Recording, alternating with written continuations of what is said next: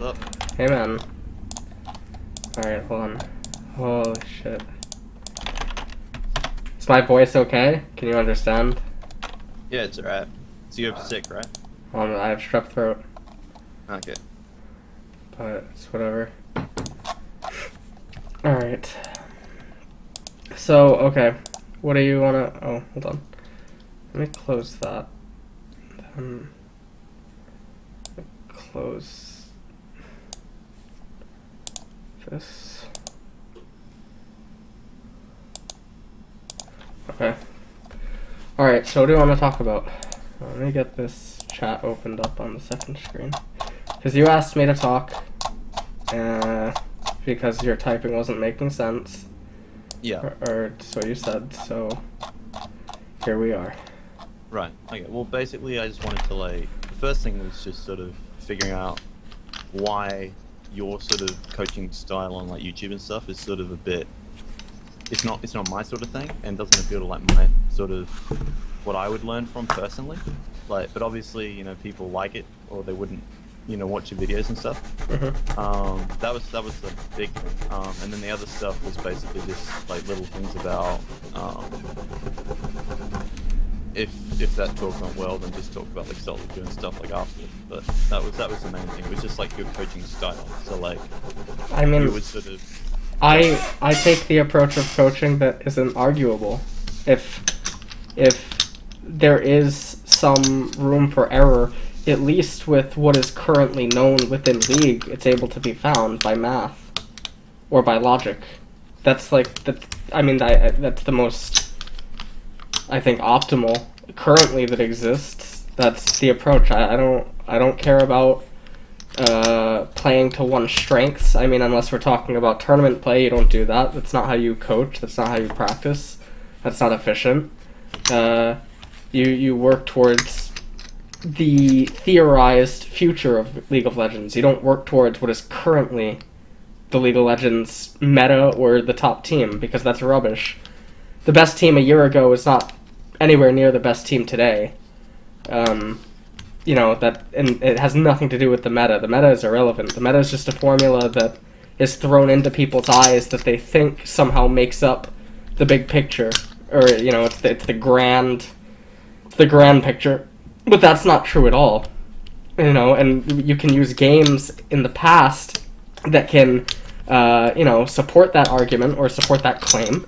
Starcraft 1, Starcraft 2, Warcraft 3, Dota. I can list other games, and it doesn't even need to be games. It can also be famous war strategies, or even chess, or checkers, or that's it. I don't think that there's really a style, unless you categorize my bluntness or my aggressiveness towards mistakes, but that doesn't also represent fives, although the bluntness still exists, but the aggressiveness doesn't exist, because you're talking to players that are on a different level. You'll see something in a video about TF movements or something, and we'll draw lines and stuff. Right. To a certain degree, of course LCS mid laners know about that, but you'd be surprised how many don't know about some of the nuances geometrically. And it's because players can become a professional player without knowing all of that, because they are so good at micro areas that it enables them to beat their peers or to go up against their peers with high success. It doesn't necessarily mean that they know everything.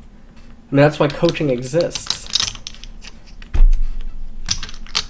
I mean, that's just historic in any game. I mean, if a player at any point in time knew anything, then why is it that a few months later he's able to be overthrown in a certain matchup? It doesn't make sense. But if you approach the fundamentals or the core principles of League of Legends, then the chaos is irrelevant. You will always remain steadfast against the patches. Which I think is why, historically, throughout League of Legends, there is only a few players that have, withstood the test of time. And those are players that are generally known not for flashy things. I mean, in some cases, like Faker, they have the ability to pull off flashy stuff, but it is because it is backed by a mechanical powerhouse. who understands the fundamentals. But then you take players that were gimmicks, or people that did gimmicky things. Those aren't good players. Those are players that they cheese their way into fame, through abusing one tactic. Now, there are people that can do this consistently for extended periods of time. I think the most famous in another game would be MC, the Protoss player from Starcraft. This is a player that he got his ass handed to him in every Korean tournament, but he would just travel the world and he would consistently place high using these super ridiculous all-in cheesy things that, he did possess a specialty for. He was very good at these builds, even more so than some of the better Protoss players, because he knew the ins and out of them that those other players didn't. But the problem would be is when he would collide with someone that knew the ins and outs of the minimal disadvantages that could be eaten or absorbed by those builds, he would just crumble. Because they would accept the minor disadvantage. They would be like, okay, you're going to win the battle, but you're not going to win the war. And they would take things that would normally be disadvantageous against other players of a similar caliber, but it wasn't because they knew that this player could not contend with them in the long run. And so that's also how I approach fives. Because it doesn't matter. The least practiced area of competitive players is the late game. Because you never get to it in scrims. Because the West is full of idiots, full of monkeys that, I'm down 10 kills, better FF. Or, we already played 3 games, 40 minutes left in the scrim, I don't want to do it. No. So that's why Western teams suck at the late game, generally. And, if you work on chess and stuff, generally you learn backwards. But, obviously that's not always the case. So anyways, so what about the coaching thing? You're saying it doesn't work for you. Of course there's going to be, a million people going to McDonald's, 999 million like the Whop, or the big, Jesus, I said McDonald's, like the Big Mac, and then you have, X amount of people that don't like the Big Mac. So then what is the, what's the exception? It's not the norm. Yeah, well, I just feel like the issue is that while your coaching is really enjoyable, it's quite entertaining, you learn stuff, and a lot of your metaphors and stuff and examples are very entertaining basically. If you just look at your Twitch chat, literally at the start, everyone was just like, wow, he just mentioned McDonald's or whatever, just a few seconds ago. But I believe that if you want to coaching is more about making the person better. Obviously the fundamental of coaching is making the person you're coaching better. And I just feel all these, I've literally watched every single one of your videos on YouTube, and it seems in every single case, you're saying stuff, and most of the time they'll sort of be, yeah, you're right, but then they'll get to this point, and you'll say something, and they just blatantly disagree with it, and you just sort of, you try to sort of get it through to them, and eventually they just go, oh yeah, I get it, and they clearly don't. And I just feel it's because you start every person at such a high level that they can't do anything.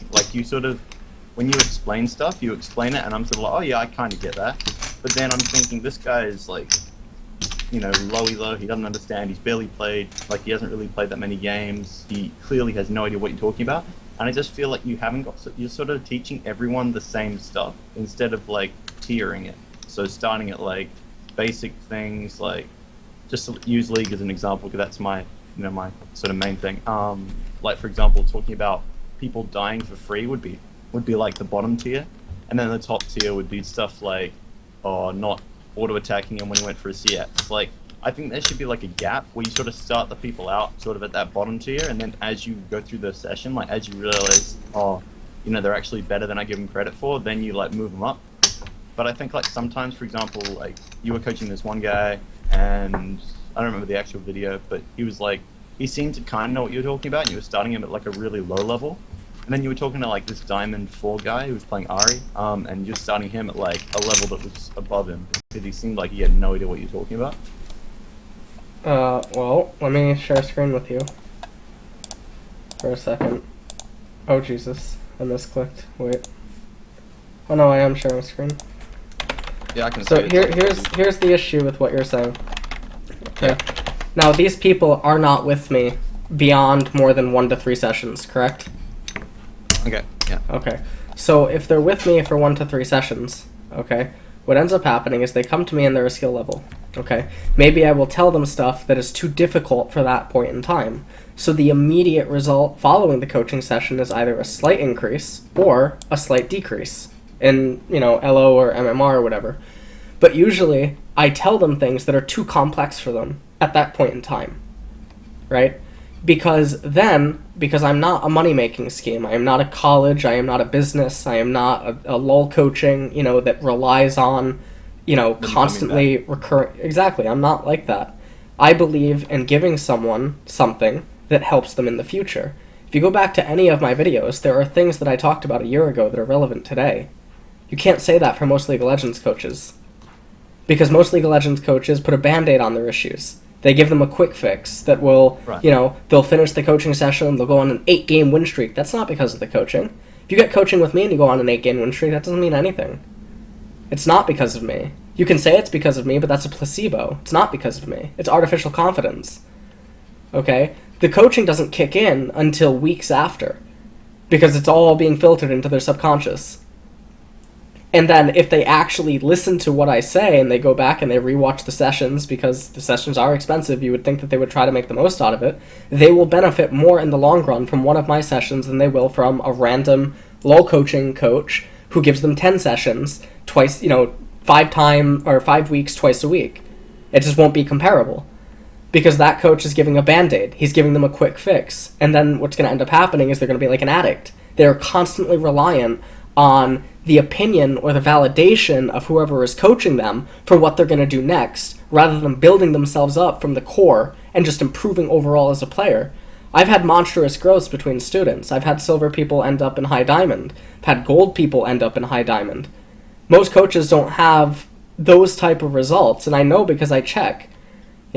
It's not. Again, it's not like a money-making thing, because my prices are high. I understand that people aren't going to come back to me numerous times, even if they wanted to, because it's just not, it's not affordable. And then with the content that I put out for free, fused with the fact that they can probably rewatch their own session 3 to 4 times in a row, it's too much. The information I give them in 1 hour is probably going to be more than what your average LOL coaching coach tells them in 5. And that's just a fact. And usually, I obviously there's going to be cases where that's not the case, but, and then I don't beat around the bush. I don't bullshit. If they, I'm not going to tell them that it's okay to play Zed. Or I'm not going to tell them it's okay to do this. No, that's bullshit. I'm not going to hold your hand. I'm not your father, okay? I'm not your mother, all right? If you want to get better, you're going to do what people do to get better. If someone comes up to you and they're playing baseball and they're 100 pounds or 50 kilos, okay, soaking wet, and their bat weighs, 5 kilos or something, something absurd, okay? They can't swing that bat. You don't tell them to develop the muscle mass to swing the bat. I mean, obviously you do, but if they start with a lower bat and they age and they grow and the muscle mass comes, in time, etc., they're going to have a lot more success in the short term, but also in the long term, because they're going to develop skill sets that are only obtained with the lighter weight bat. The lighter weight bat in this situation is being like the Annie, for example. The Annie or the Kale or whatever other champions. Oriana, whatever, yeah. Okay. It doesn't, All I would say is just I completely honestly I've even learned some stuff basically listening to you coaching silver players, just learned stuff about not physical game things, for example knowing when to. I know I was watching a Civ game. It was you said, it was using spell shield weird or something. I haven't learned anything at that level, but just basically listening, I have learned conceptual things, which is helping me obviously. However, I just feel the people you're talking to. For example, you say literally just right now, you're talking about how it's going to help them in the future. You give them loads of information, and you're completely honest, and you're not going to baby them, right? And that's I agree with that completely. If you were talking to someone that understands what you're saying, and if you're refreshing someone's memory, and you give them loads of information, and they're like, oh yeah, I remember. I watched like a 4-hour movie on this or something, and so it like, you know, refreshes their memory of that 4-hour movie in like a few words, right? However, Well, like the way hold on. First, let me stop you right there, because otherwise I might lose my train of thought. All right, you're looking at my screen. Cool. So if I give someone that does not know how to do multiplication, okay, all right, and we do 9 times 10 equals 90. They don't know how to do multiplication at this point in time, okay? So it seems irrelevant. And they'll say, like, yeah, I get it, okay. In 2 months, they learn how to do multiplication. This now makes sense. What is bad about that? I think if they're Because this is not unchangeable. This is like this is required. right. This is like humans need water, or you know, whatever. Like, okay, well, if you want to use like water, for example, let's say that you've got basically, I don't know the actual facts, I'm not going to look them up, but like there's a very small percentage of the Earth's water that's like drinkable, and the rest is like all salt, right? You die if you drink it. What I don't know the actual percentage, but like I can Google it, but it's not important. Okay, let's just say it's like 95% undrinkable, 5% drinkable, right? If you've got that 95% and you can actually like take some of that 95% of water and you can purify it and make it drinkable, right? And so you make like one drop of drinkable water from like 100 drops of salt water or something, right? So you got this one drop. Then you put 1 drop of drinkable water into like 1 drop of the water you've changed from salt water to drinkable water in a glass, and you put it with like 100 drops that were just normal drinkable water anyway, okay? So the salt water one that's been turned into fresh water is the 9 times 10 in this situation.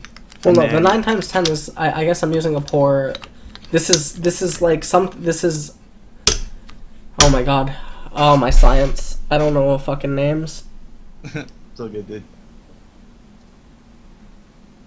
I don't know, maybe it's because I'm sick, my brain's not working, and I'm getting brain fog. This is, I don't know, this is, hydrogen, or whatever, like, Okay, it doesn't element, change. yeah. It doesn't change, yeah.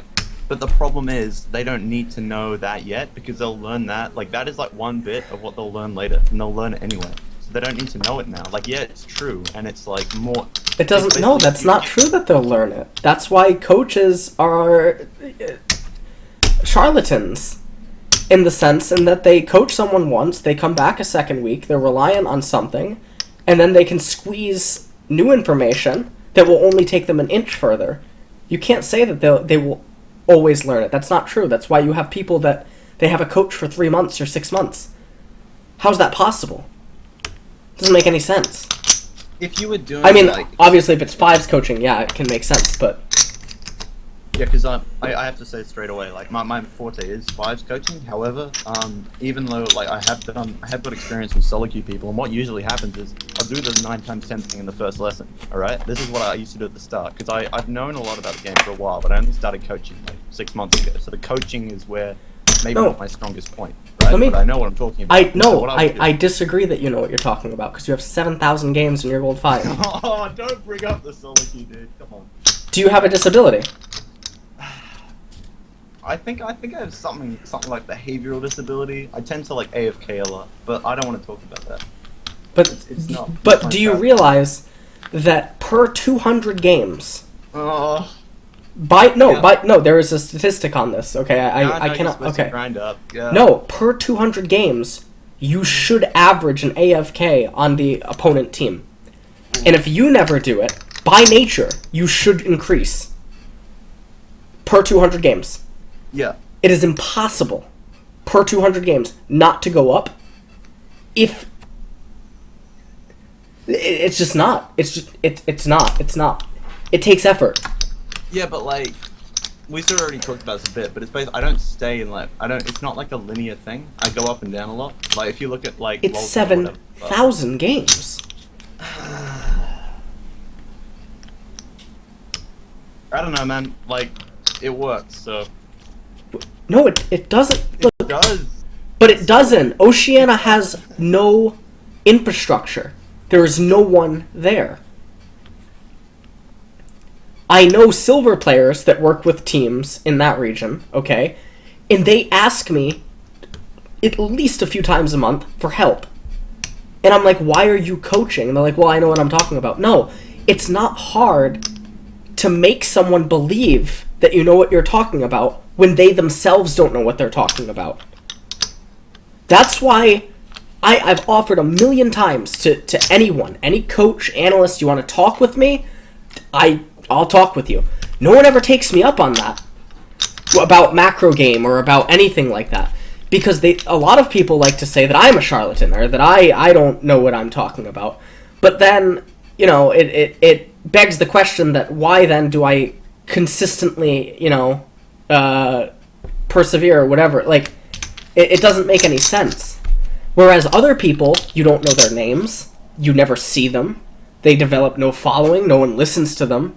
It doesn't make sense. And this may sound very egocentrical. There are coaches and analysts that are okay or that are good, but relative to you know, or relative to the absolute best, it's not comparable, and it's because it's not even their fault.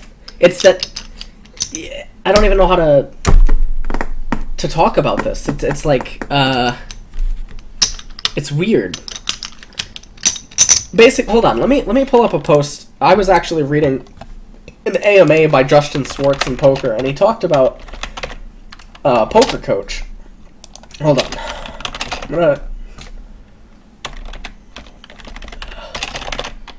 Hold on. Alright, I think this is it. This is pretty old, but...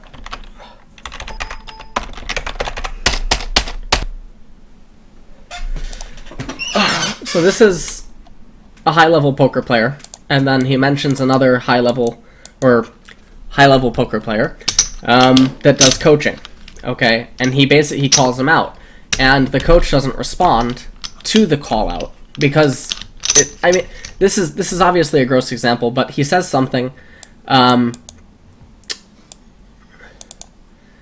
Anyone bad enough at poker to pay for Jonathan Little coaching will not be able to understand if he improved or didn't improve from it. Yeah. It's the same thing. Okay, I understand. Like, yeah, I completely agree with that, but I think that's what people associate with your style of coaching, simply because, like, your stuff it's right and it's correct, but I don't think it helps the people you're coaching, which is, like, the main point of coaching. How can you say that if I have such a large supply and demand? That's what I mean, like, people, like, know you're right, and you sound like you know what you're talking about, and you do. Like, the problem is people sort of follow you because they're like, oh, I'll just keep listening to this guy, and eventually, like, I'll get better. And the problem is, like, they will eventually, but... How's that a problem? Because you're giving them, like, the puzzle pieces instead of giving them, like, the template for the entire puzzle. So you're giving them, like, little bits to help, like, figure out what they're doing on their own, but you're not, like... So you're telling me that I'm showing them how to get a job instead of giving them money, and that's a bad thing? No, I'm saying you're showing them what to do once they have the job, and showing them how to get, like... How to get the job? Like, yeah, you're telling them how to write a Okay, what's bad with that? But you're not telling them how to mail the CV to the place they want to work at. Like, you're not telling them how to decide where to work. You're not telling them, like, the other stuff. Like, you call it sort of the fundamental stuff. But I've never actually... What do you... Like, you talk about, like, the fundamentals of League a lot. Yes. And I, like, still do not know what you mean when you say that. What do you think fundamentals are? What are the fundamentals of baseball? Hitting a ball, throwing a ball, catching a ball. Right. Stealing. Running. That's it, right? I mean, there's obviously more, but okay. What are the fundamentals of soccer? Right. Yeah. Kicking, scoring, tackling, all that stuff. What is the fundamentals of League? CS, trading, warding, towers. Yeah. How's that difficult? Because I feel like people don't understand how to use them. Like. But it doesn't matter if they don't know how to use them, because that's the meta. That's the chaos. If you just learn how to use the meta, then you're not actually good. That's why there were people that as soon as Season 6 came out, they tanked 800 LP. Happened in a US Challenger, happened in an A Challenger. One-trick ponies. As soon as that giant meta shift occurred, where the fuck are they? Happens to pro gamers, doesn't it? Where's Reapered? Where's Conqui? I mean, I can keep listing pros. That, you know, where's Memer? Remember my top laner from SHC? He could only play tanks. He didn't actually know how to play the game. Like, what? Like, I understand completely, like, where you're coming from, but I just feel like, just to use those examples, like, I'm not gonna, like, go into detail on this, but I'm like, I actually don't want to bring it up until I, like, check my facts on it, but there's this, like, obviously a big league streamer, Nightblue, whatever, at the start of, like, Season 5, he tanked, like, I think he tanked, like, 450 or, like, 500 LP or something on his main account, and then he got back up. Like, he got back up, and he was, like, I don't know, he's like top 6 or something for a bit. Like, that's a perfect example of what I think is happening here. Like, no, because he relearned the meta, is why he went back up. Exactly, and I think that you should... Not because his fundamentals are there. His fundamentals aren't there, that's why he's not a pro player. Right. That's why he's not on TSM anymore. Or the sub thing. No, I didn't... Now, he is beneficial to lower level players, because they can learn off him, and he does cater to them. He caters to the bronzes and the silvers. He does not cater to diamonds, does not cater to platinums, he does not cater to people of a similar elo. Because he can't, because he doesn't actually understand what he's doing. He only understands what he is devoting his time to understanding. Now that, I guess, maybe sounds a little bit contradictory, but what I mean is that he doesn't understand his fundamentals, he instead hones in, or he zones in, and he hones specific areas of his play over and over. And that's a way to cheat your way into the highest tiers. And this is something I'm going to talk about in a video soon, the Street Fighter thing Thorin requested. Because Akuma is sort of like that, and this is an analogy obviously, but Akuma in the movie is sort of like that, except Akuma is the pinnacle of it. And Akuma ascends. You know, Akuma is like a... well, let's not get into this right now, but yeah. Alright. So it's, you know, there are people in chat saying that, you know, Nightblue doesn't want to be, no. There's a lot of players that don't want to, no, it doesn't matter though. But Nightblue, it's not, there's a lot of players that didn't want to be a pro and then it just happened. I can list like 100. I literally can list 100 players that just got to high level and they were so good that they took attention from pro players directly. Like, that's not how it works. Better than the argument. No, people that just didn't intend on being a pro. There's a pro player right now that does challenger boosting, even for CS and LCS players in NA right now. He didn't care about being a pro, but then he got offers. He hasn't accepted any, but he's there, he exists, and he never thought about it. That's talent. That's just someone that he didn't care, he just happened to get good. There was a famous quote from Testy in Starcraft 1, "If you're trying to get good, you've already lost." But obviously that is aimed at the much, much, much lower players. You know, if you've been in the game or the scene for 2 to 3 years and you're gold or you're platinum or something, you're not going to be a pro, and that's what I tell people. It's unrealistic. I mean, obviously there's going to be the 0.0000001% chance that it does happen, and you know, but technically anything can happen. You know, technically, you know, the sun could fucking supernova right now, or like, you know, probably won't. Yeah, but it's not logical to think like that, to think that, like, oh, well, it's a possibility. Sure. It's like if you're trying to, like, I actually tested this out, this is why I have a lot of games. In Season 4, I think, like, my first 2000, I was doing this system where I played every single champion in every single role, and I played them, like, and I played them, like, 3 different times, and if I won 1 out of 3 games, I would keep the champion, and then I, like, kept doing that over and over and over again, until I, like, figured out, like, my top one, and then I played that champ 200 times. It was Katarina, and I don't know, I lost, like, every game on it. So that's a perfect example of time well spent. But yeah, I completely understand what you're saying about, like, staying realistic. It's like, yeah, if someone has played, like, that many games, then they're not going to get there. However, I think that, like, as a person coaching, like, you should be less concerned with, like, because I know you're sort of a high-end coach? Like I don't know how like you understand the phrase, but basically like I coach higher level players. yeah, so you're looking for like the next faker, for example, to like coach him and like make him better and stuff, and get him to like some level where he's not just like, you know, he's not just faker, he's like faker 2.0. Like he adapts better than faker, for example. That's what you're sort of, I don't know, I just assume from what I've heard of you and talked to you about that that's what you're looking for. But I think like the role of a coach, just a coach in general, should be to cater to everyone. And if someone wants to improve, give them the best opportunity they can to improve. And I just feel like your style doesn't like because a lot of the people like in your recent videos are like low elo, and I actually talked to one of the guys that came on. I already sort of knew him. Like he's like one of my people that I coach. Anyway, so I talked to him afterwards, and he literally said he knows you're right and he understands everything you're saying, but he didn't learn anything from the session, and he like regretted doing it. Who? So that sort of thing is where you can't name drop something like that and then not say who, especially because I haven't coached a lot in the last X months. Oh, I'll just link the video in chat, so I don't want to like name and shame them. No, it's not name and shame. It's well, I don't want to. Yeah, I'll just message you the video in Skype. Oh. Anyway, so yeah.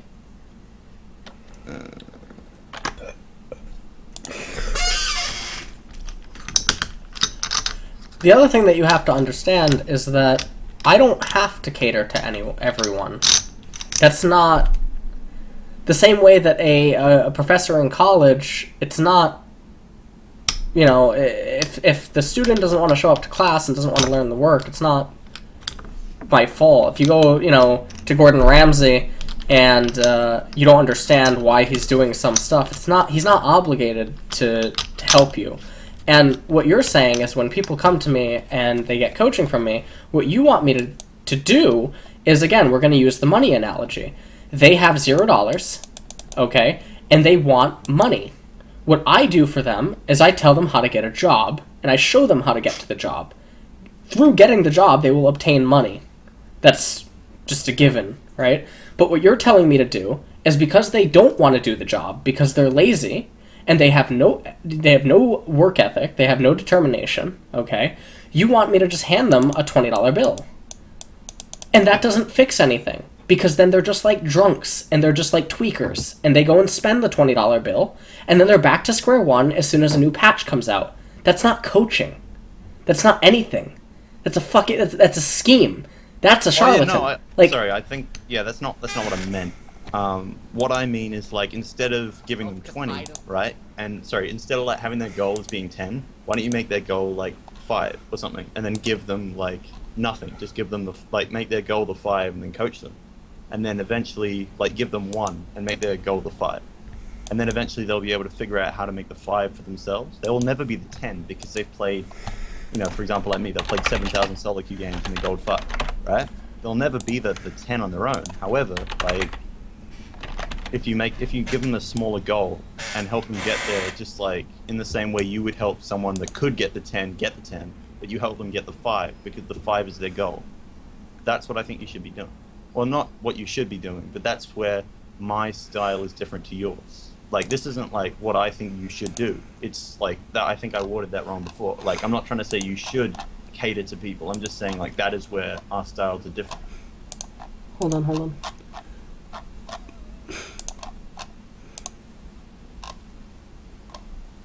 And am I like making sense or? Yes. Wait.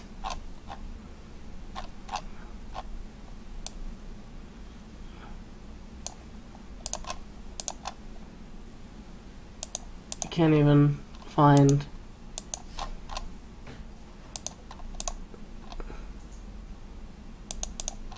Do you know this person's first name? What, like his league? What do you mean? No, on Skype. Oh, I want to say. no, I don't know. I deleted my list a while ago. Well then, wait a minute. How do you? This session just happened like a week ago. Like, how did you then know? I know. I'll message him on league. Like literally, I will share my screen and I'll just show you. Like my list is like completely empty now. No, I don't care about that. Yeah. I know he's like. I don't remember his name and the hidden conversations there. Yeah. Might have been that, but I'm not sure, like his first name, but I don't actually remember. That's what I thought it was, but it's not coming up. Oh. Yes. I don't think he has a picture.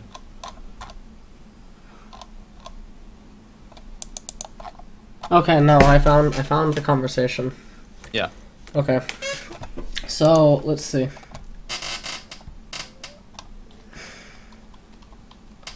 So, I told the person what to do. Okay? Now let's just take a look at their history. I'm seeing some Victor games, I'm seeing some Talon, some Fiora, some Thresh, I'm seeing some Ashe, some Gangplank, some Hecarim. Does it sound like he listened to the most simplest of things? No. He's not going to get better anyway. In the long run. Now, you can give him $20, okay, right now, and he's going to go and blow it. That's what happens. They either actually want to get better, or they like the idea of getting better. I told him simple instructions on champions, and he can't even do that. I gave the guy $20 and I said, don't spend it. And what happens? He goes to the liquor store. What do you want me to do? Do you think that's my fault? Fuck no. You insane? Someone can't control their addiction, so it's my fault? Does it mean anything I said was wrong? No, because I have thousands of students that have done the polar opposite of what this person is doing. What that basically means is that the issue is not in my approach, it's not in what I recommended. The issue is within him. And you're absolutely right that there is a different tutor, there's a different approach that can maybe help him get better. But at the end of the day, I think it's the same exact thing as math tutoring or like English tutoring or anything like that, and that it puts a temporary band-aid on the problem.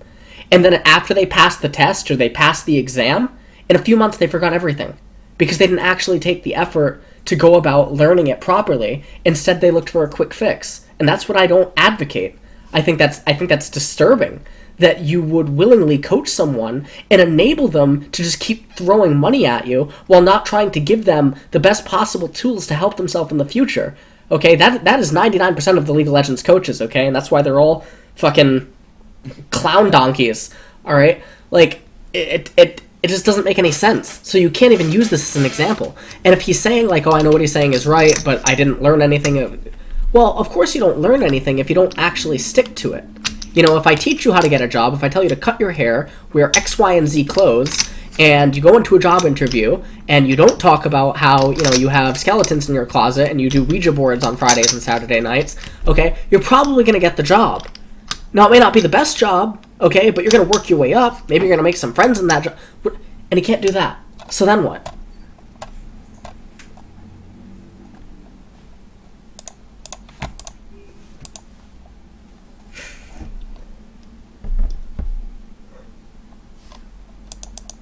Well, you want me to give the guy some cocaine?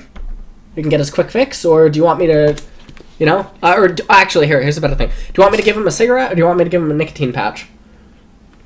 Neither. I'd probably want you to convince him to stop smoking.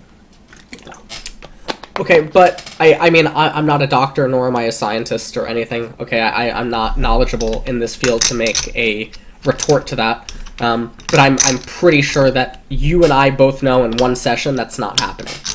And so then what? Then what I try to do is the most likely thing and something that will benefit them in the future. Put them on the nicotine patch. Tell them, however, that it would be better if they must stop, but instead just put them on the nicotine patch.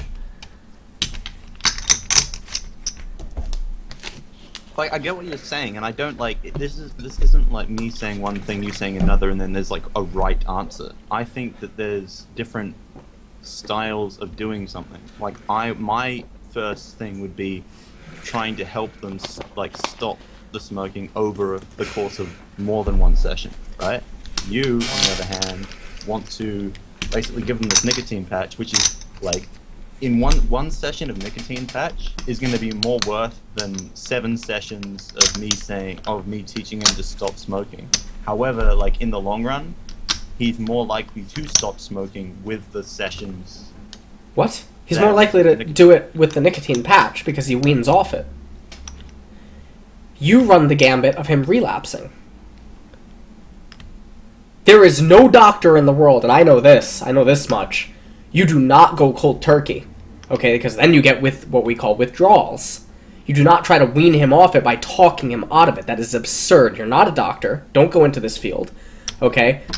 But, I mean, my family... again, I'm not knowledgeable myself. I'm not educated in this field, okay? But my family, I have a lot of people in the medical field. Alright, you don't do that. You give them the nicotine patch. I mean, if they can't stop on their own accord, you give them the nicotine patch. And I bet you, if you do 10 sessions versus 10 sessions of nicotine patch will prove more successful. Right. But if you do 1 session of nicotine and then 10 of the coaching, then the nicotine patch doesn't have to be involved. If you do what? If you do what? Because the problem with giving them the nicotine is if you give them the nicotine patch, they have to keep buying nicotine patches. And they're still coming No, to they you to don't. like... Because the nicotine patches wean them off it. Eventually, their body no longer has the cravings. In the metaphor that the nicotine patch is some sort of instant fix, like instant temporary, as in like it starts working straight away, right? And then the coaching or the sessions are like weaning them off it, so cold turkey as you refer to it, right? Okay. The cold turkey will take longer and it will like be more, you know, be more painful or whatever, but at the end of it they'll have got more out of that than from just stopping. Because if they just stop, they might just go, oh well, if I can just stop whenever I want, I might as well get addicted again because then I can just stop. No, I think that is the person's personality. Right, and that's what I'm saying. Like, the person's personal catered personality. If you think, hey, they're gonna, like, if the person that can just take the nicotine patches, get weaned off it, is perfectly fine, right? They're your diamond players that you coach, alright? Okay. But then the people that you give them the nicotine patch, they go, sweet, I'm cured, and then go, hey, you know what? If I can get cured once, then I can get cured again. So then they start smoking again. They're like the silver players, or the players that don't, like, rank is No, not you- what I mean, but you know what I mean? Like, You can't The personality assume that. Otherwise, Alcoholics Anonymous and other drug whatever type facility, I mean, you would just have people that never recover. You can't just assume that they will do that. That's in the person's personality. And if what you're saying is, well, then you teach them not to do it, I said that you do that, but if you must, you supply them with the nicotine patch, as well as teach them how to do it. But it's not my job as a coach. I'm not with them every day. These are people getting isolated sessions from me. 1 to 3 sessions, 1 to 4, and maybe some people are, you know, they want some more. Right. Alright? I don't see the issue with that. It's not my... basically, when it comes to fives coaching, the players don't tell me what they want. I tell them what they're going to do, or what we're going to do, not what, you know, they're going to do, what we're going to do, and I'm going to explain why it's right. And if they can't, I mean, I guess maybe in some ways it's wrong, because I'm Gordon Ramsay-esque, but the approach that I will take is that we will either argue or debate or whatever it is until we both come to a solution on what is correct, provable by math and logic, because League is a confined game played over a computer.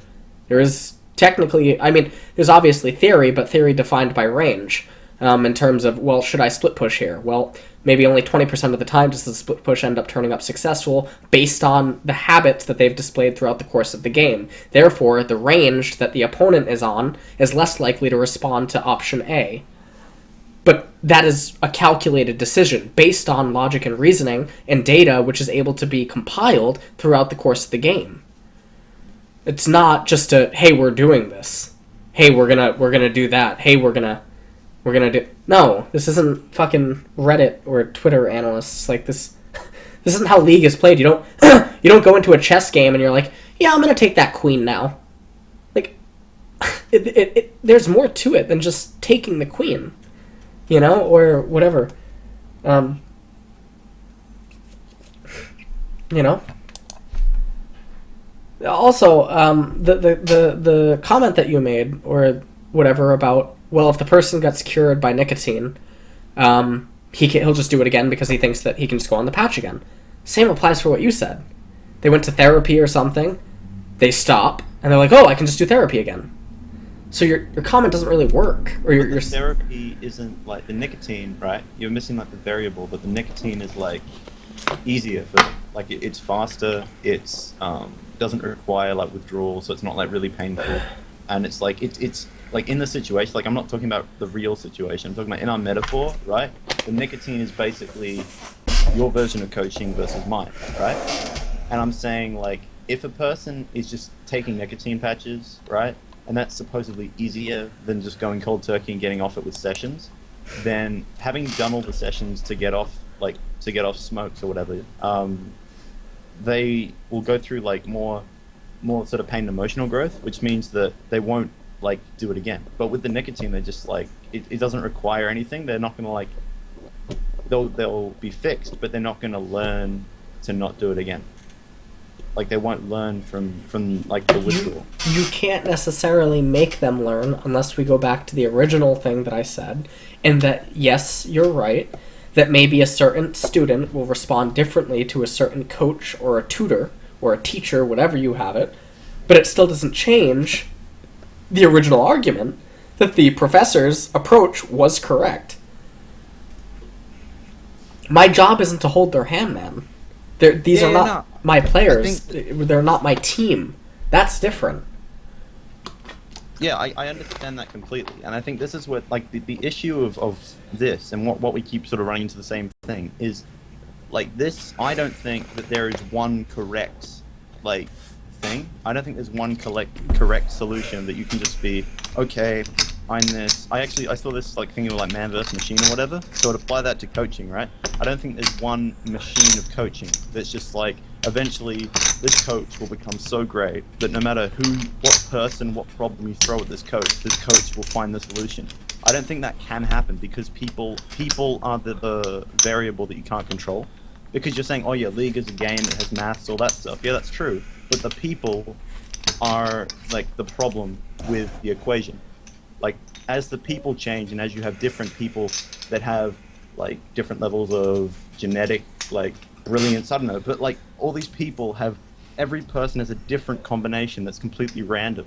And the only way to be, like, the best coach ever is to treat each different person differently.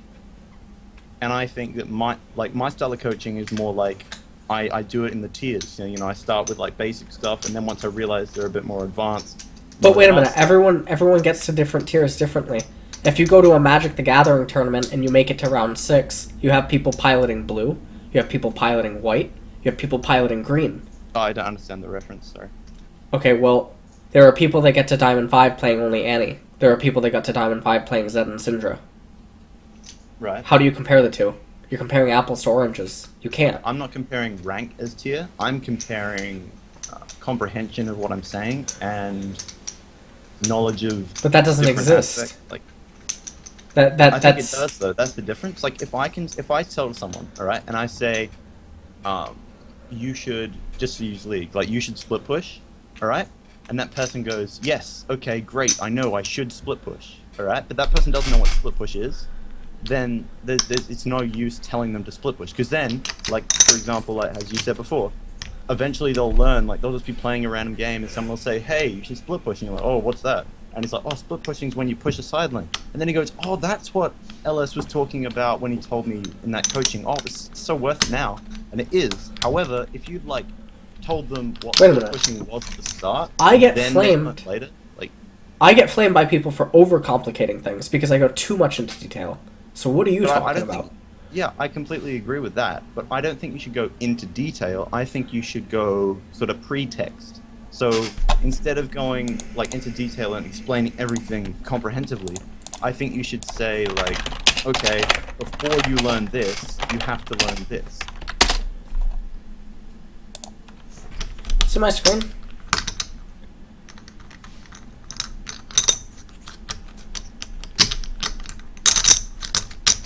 Yep. Okay. That's all I have to say to that.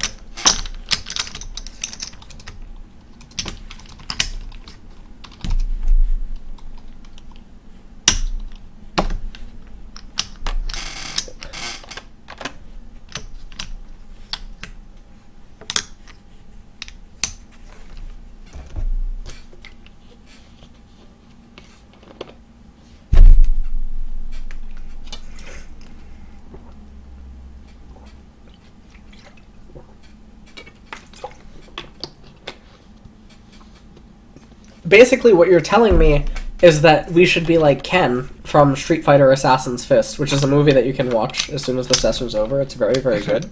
Is it worth it? Of course it is. Okay. You're wanting... You're basically taking the Ken approach instead of the Ryu approach. And then you're also advocating Akuma's approach, which doesn't make any sense. Because in the end, Ryu and Goken's approach, these are just names, they'll make sense once you watch the movie, are technically the best.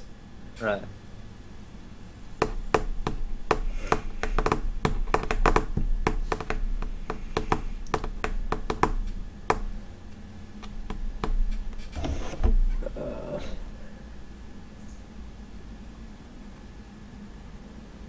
I mean, the other thing about coaching is if you really understand what it is that you're supposed to be educating people on, etc.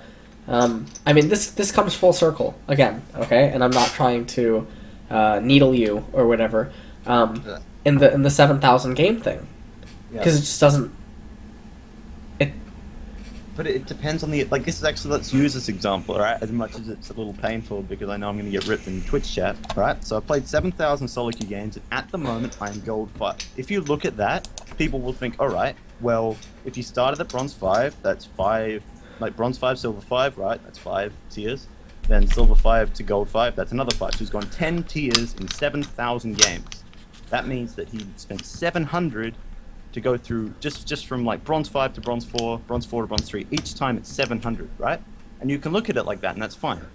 However, if you have to like, if you just like in your coaching session said, hey, there's this guy, and he has 7,000 games and he's gold 5, right? And he walks away from that and he's like, oh, okay, that must mean 700 each tier, right? But if I was coaching them, I would say, okay, there's this guy.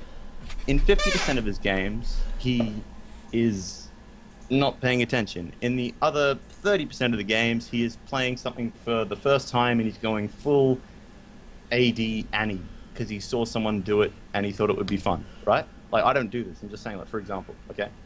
And then you can go AD Annie and crush gold 5s. Alright. It's a bad example. My point, well, it wouldn't, but it's... Did I tell you about my friend, the or, I mean, if you watched my videos, you would know. I knew the best Pantheon Elo booster in Korea. In one game, in a middle MMR game, he went AP Pantheon with Lichbane and Nashor's Tooth. And he won. Because it's not about any of that. You can go AD Annie against golds. Okay, it's a bad example, but like, if you do... Like, if you told that person that he played... Okay, I'll use a better example. He played full tank Soraka, and he was jungle. Right? Like, that is bad on any level. Like, there's no possible way that anyone could make that work. Right? And then he maxed his E. Okay, but that's not what you're doing. Like, you're playing real games. Yeah, but if you tell the person these things instead of just 7,000 gold 5, then he'll think of it differently. When you actually eventually tell him 7,000 gold 5, he's like, whoa, that's bad. However, right? Like, for example, do you know... This isn't like Kim Jong-un. Like, Kim Jong-un shit is not actually, like... You know, that guy actually does defecate. You know, you can't... Shit is shit, man. Yeah, I know. Okay, but, like, if I asked you what's... Like, I think I told you this, but, like, if I asked you what's the highest rank I got, you would say, do you know? Like, have I told you? I mean, you said Diamond 4 in ranked 5s, which is terrible. Yeah. Did I tell you my solo queue? No, but it doesn't... You're 7,000 games after...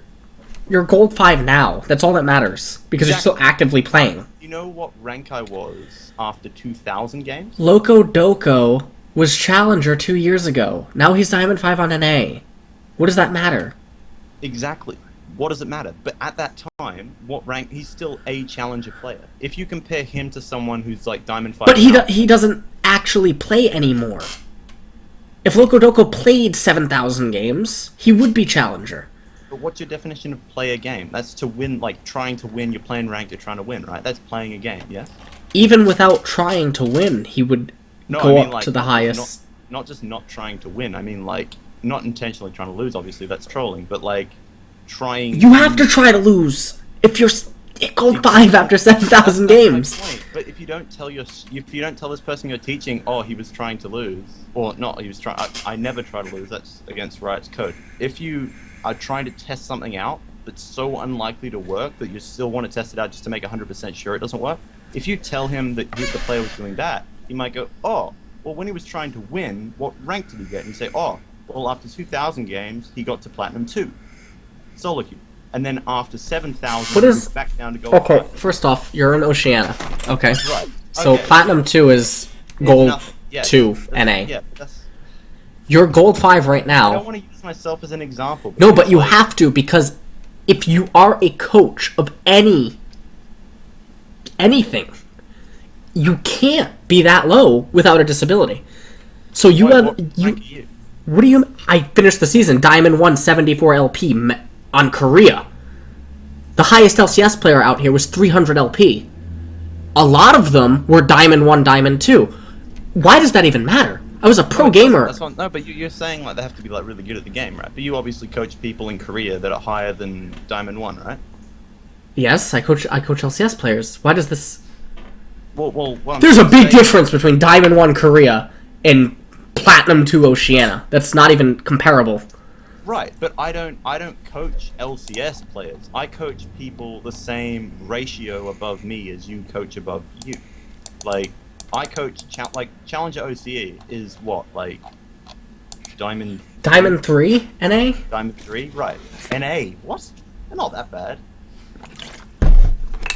Whatever. Okay, so Diamond 3 NA, let's say. Okay, but I'm still coaching in the same like ratio as that. I'm coaching Diamond 3 NA, and I'm, you know, a low rank, right?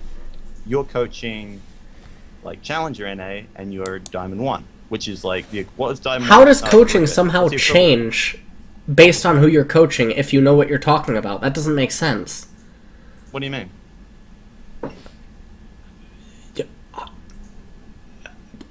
I mean, if you're a piano teacher, and you know everything there is to know about piano, yeah, it doesn't mean that you simply plateau because you're teaching a pianist that's better than you. That's not how coaching works. But how come every piano teacher isn't the best piano player in the world? I mean, if they know everything Because about piano. Do you know the difference between chess grandmasters and international masters? Do you know that chess grandmasters, there is not one found grandmaster, okay, who does not have some frontal lobe activity of the brain? There's a documentary on this by a neuroscientist, okay? All chess grandmasters have this one part of the brain that shows a lot of activity. He has not found one person that was not a grandmaster or that was a grandmaster that either did not have it or did have it. Why is everyone not able to simply, you know, why can't everyone be Michael Phelps, right? Why are all the swimmers that go to the Olympics, why can't they be Michael Phelps? Because it doesn't work that way. You mean in terms of genetics, right? Or training? Of course it's genetic, and then there's other factors. How does your brain perceive the information that is being presented to it? How rapidly does it calculate something? What is your dexterity? What is your mental reflex? There's all these attributes that you can't simply just say, well, if you know everything about it, then... I don't also claim to know everything, but I claim to have the tools to find out. That's what I do. I have the formula to break apart new problems. That I don't claim that I have the Bible of League of Legends. No, I don't. There's stuff that I've learned in recent months off Silver players. You know, something that most people would be like, oh, you're Silver, you're fucking retarded. No, what he said actually had relevance. But people around him maybe couldn't see it. Maybe even higher level players couldn't see it. But I could see the relevance. You know, and whatever. You can learn from everything. That's why you don't simply disregard someone simply because they're below you. I'll always almost give people benefit of the doubt. But it's very easy to tell when someone is a bad coach or a bad analyst or bad at League of Legends simply by taking 10 minutes to watch. It is much more difficult to find out if they really are the cream of the crop, because they have to be put to a lot more tests. Right.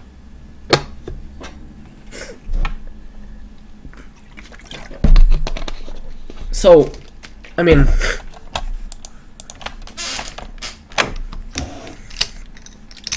Now, you also said that you don't care about your YouTube videos, right? The videos that you have up on YouTube. Now, this directly contradicts you asking me for advice and help on how to bolster YouTube. Or what could I recommend to do to YouTube. That doesn't make any sense. Additionally, it doesn't make any sense because I'm not an idiot, and anyone that talks to me, I look into who they are, okay? I've seen that you've tweeted at bigger league names, and you've tweeted about your videos and whatever, which means that you do take pride in them, even if you conceal it when you're talking to me out of fear that I'm just going to be like, well, you're terrible or something. Or, like, I'm not saying that right now, but out of fear of that, you know, the possibility of it existing. I do not believe that anyone who is trying to promote themselves, advertise themselves, or make a name for themselves in the scene would willingly put up things that they deem not acceptable. It's like you submit an essay to a teacher, okay, that you know is going to impact your future and everything around you, and then you claiming that you didn't care about it, even though you're trying to get accepted into some college that requires a certain GPA, and you know that that essay has a direct correlation with, you know, how your GPA will turn out and whatever. It just doesn't make any sense. It's hypocritical, or not hypocritical. It's contradictory.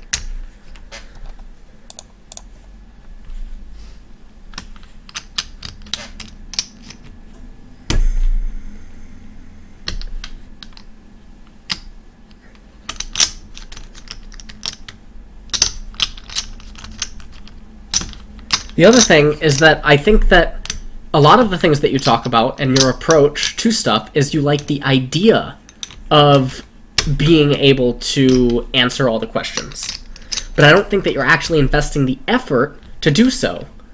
I don't have time for 7,000 games. I wish I had time for 7,000 games in a season, right? So if I don't have time for that, and trust me, I don't leave the house, okay? I left the house today for the first time in like a week, okay? I don't have time, and I'm here 24/7. All right? I mean, obviously, I leave to go to, like, a store or, like, a mart or something, but, like, you get what I'm saying. So, what are you doing to better yourself? Because I'm going to tell you right now that, yes, you can do it through League of Legends, but there are so many things that I listed that do not pertain to League of Legends at all, and yet they hold a lot of answers and a lot of keys to puzzles or obstacles that exist inside of the world of coaching, inside of League of Legends. So, for someone that has aspirations to become a big coach and to make a job out of coaching, and who has dreams and desires to move up the tiers and, you know, stand amongst the, you know, the best names in the industry and whatever, what are you actually doing? Because right now, it's just like those people that come to me and they're platinum telling me they want to be a pro gamer. I can pull up a lot of Facebook messages right now of people that messaged me over a year ago begging me to do like 100-hour coaching sessions and stuff with them, telling me, insisting, you know, beyond words that they were the next challenger. And then sometimes in coaching sessions off stream, I will go and look up the OPGGs of those players, and there they are with 900 games, and they've gone down tiers, or they've gone up like one tier. It's not real. They like the idea, okay, of being a pro gamer. They don't actually like the work that comes with it. And even when you like the idea of being a pro or the work that comes with it, it sort of goes back to that testy quote that if you're trying to get good, you've already lost, because it means that you probably concede that you're really far behind, and then what is to prevent the talented from just surpassing you? Because this, okay, I'm not your mom, I'm not your dad, okay? When your mom or dad told you can be anything you want in life, bullshit. That's not true. Right. That's just, like, not you particularly, I just mean anyone in general. That's just not the case. I know. Everyone says it, so, but it can't all be true. Yeah. You know?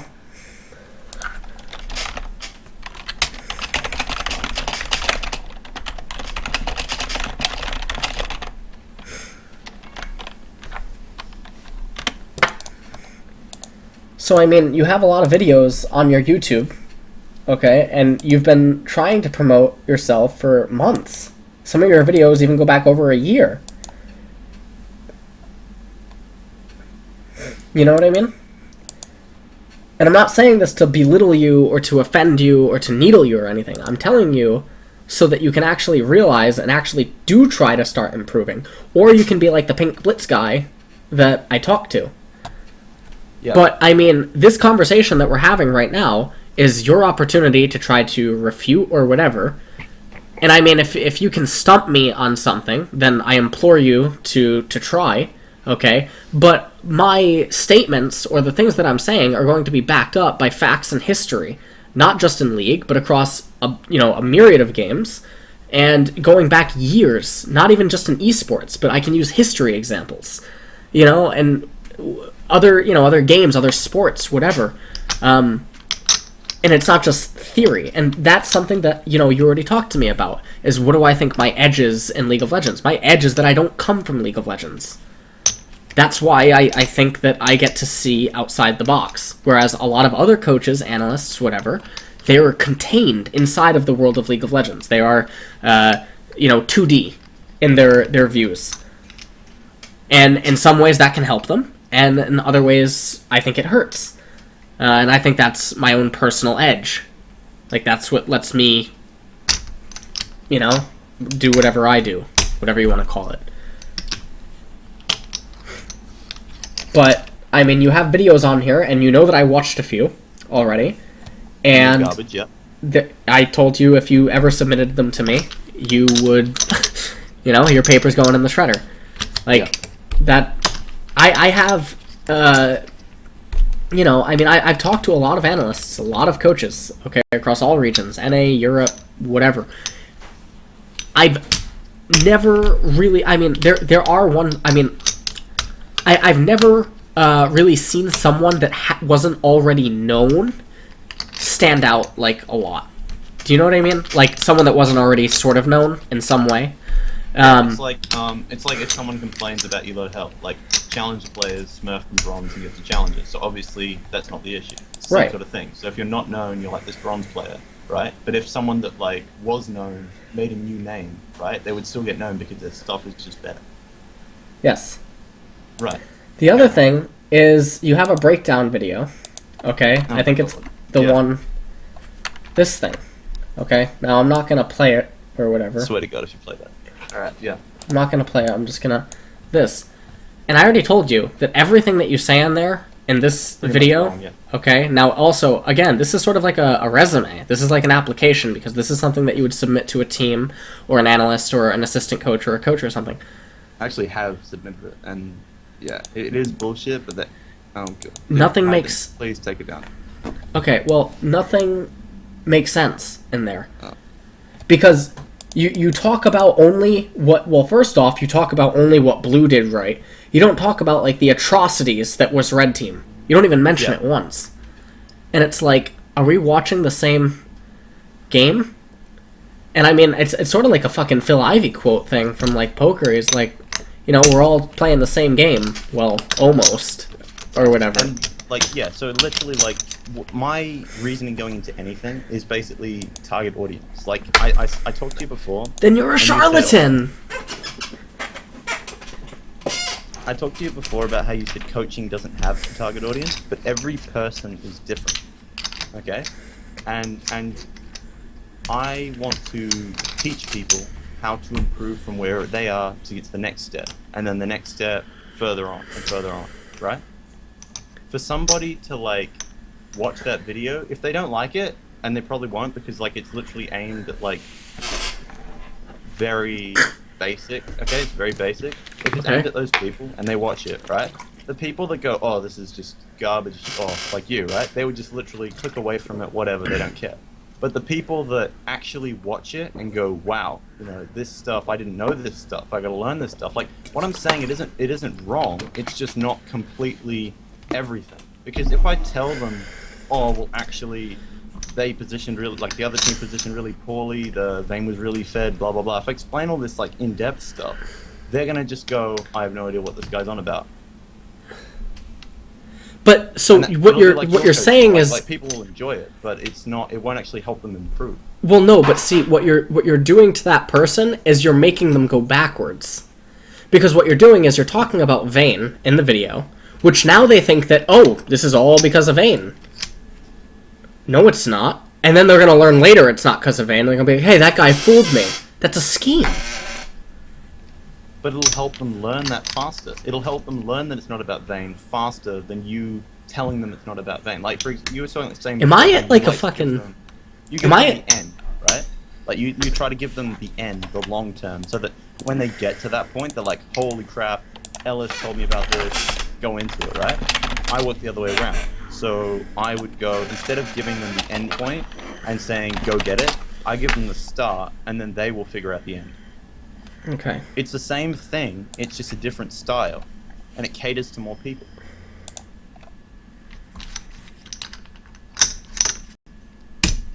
That's a risky search to do, dude.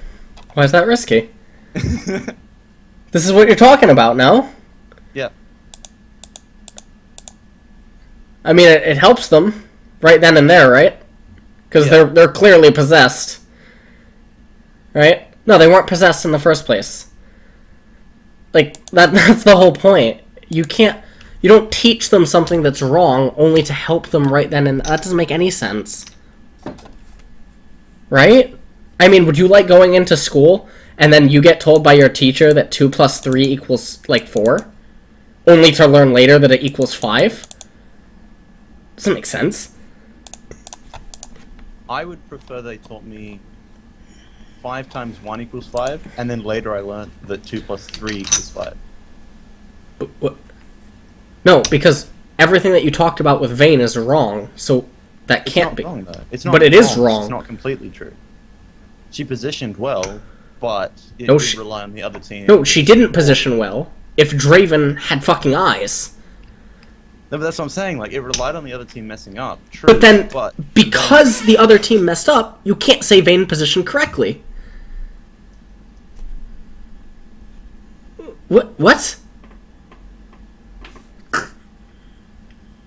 So if someone loses their queen by moving it out of position, and then they end up getting a backdoor checkmate, does the queen dying, does that become okay because the opponent didn't see a backdoor checkmate and you didn't see the backdoor checkmate? No. I think if you win the game, then it does.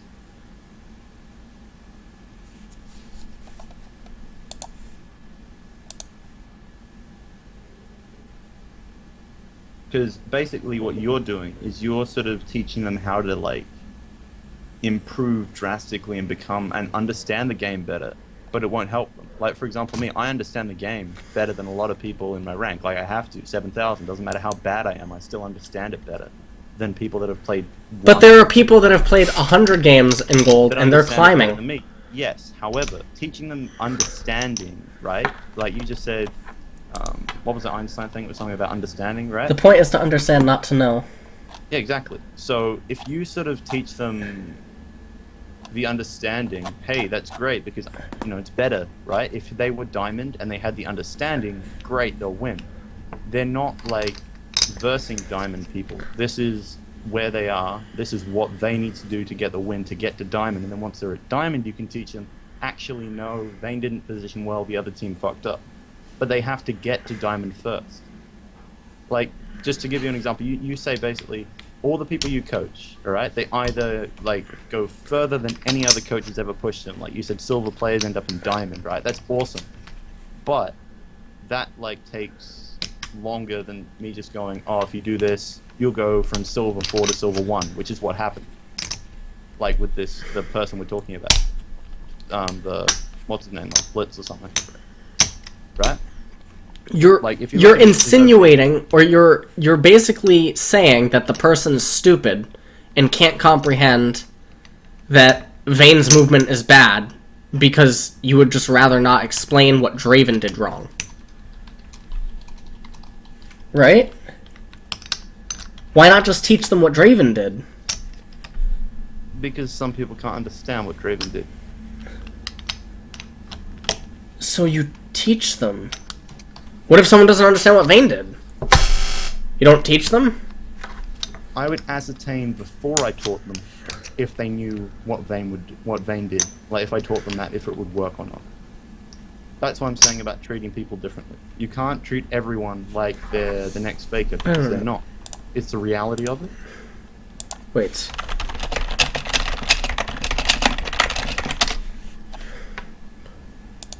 Oh, that's a great Google search. Okay.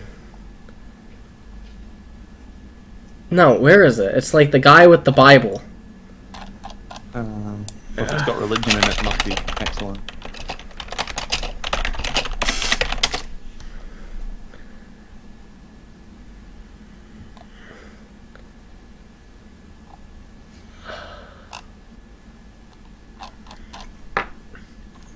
I can't find it.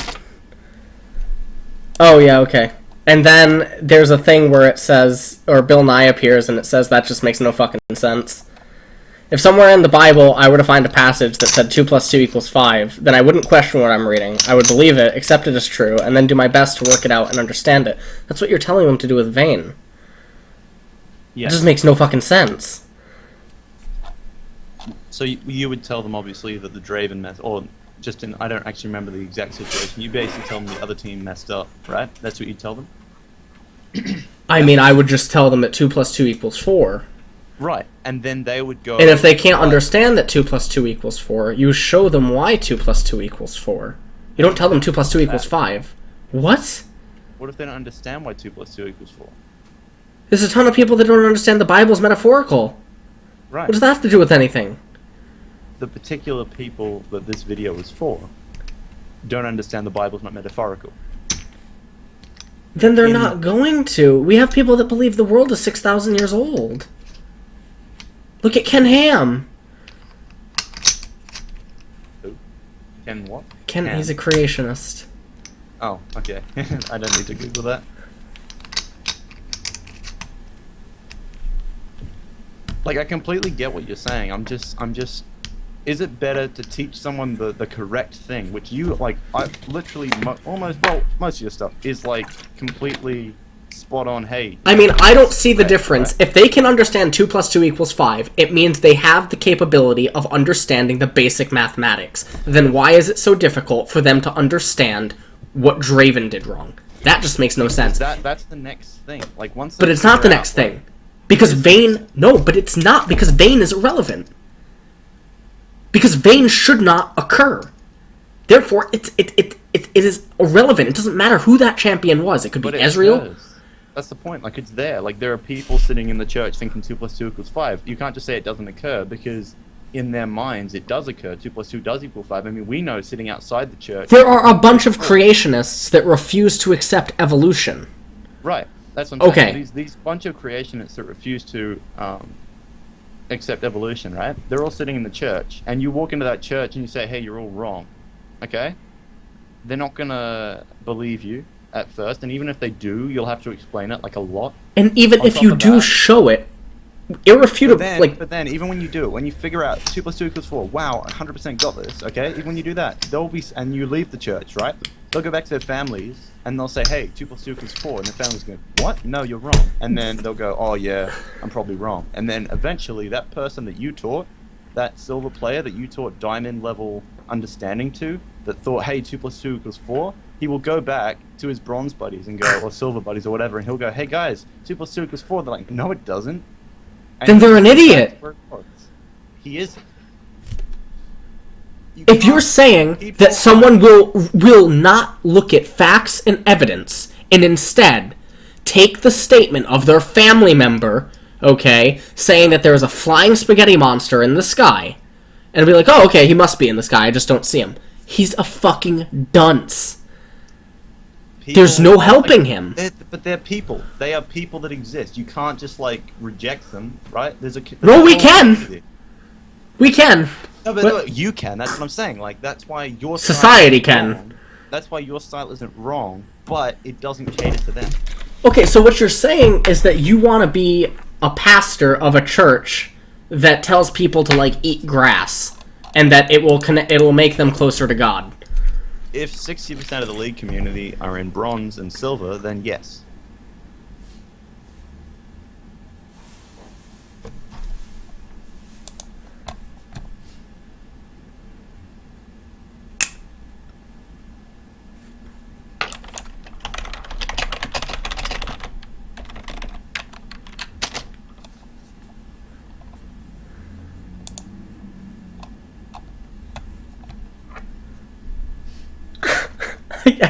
I can't.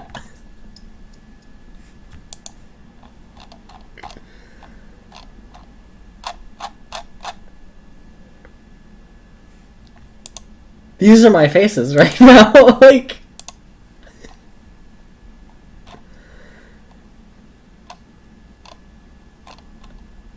you're willingly saying that you will teach someone something that is wrong, only so that you can teach them something else later. Is that not the definition of a charlatan? No, it's not.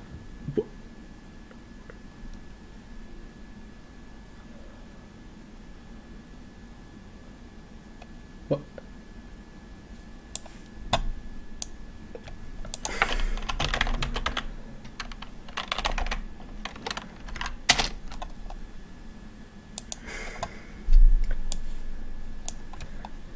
A person who falsely pretends to know or be something in order to deceive people. One making usually I don't know what just happened there.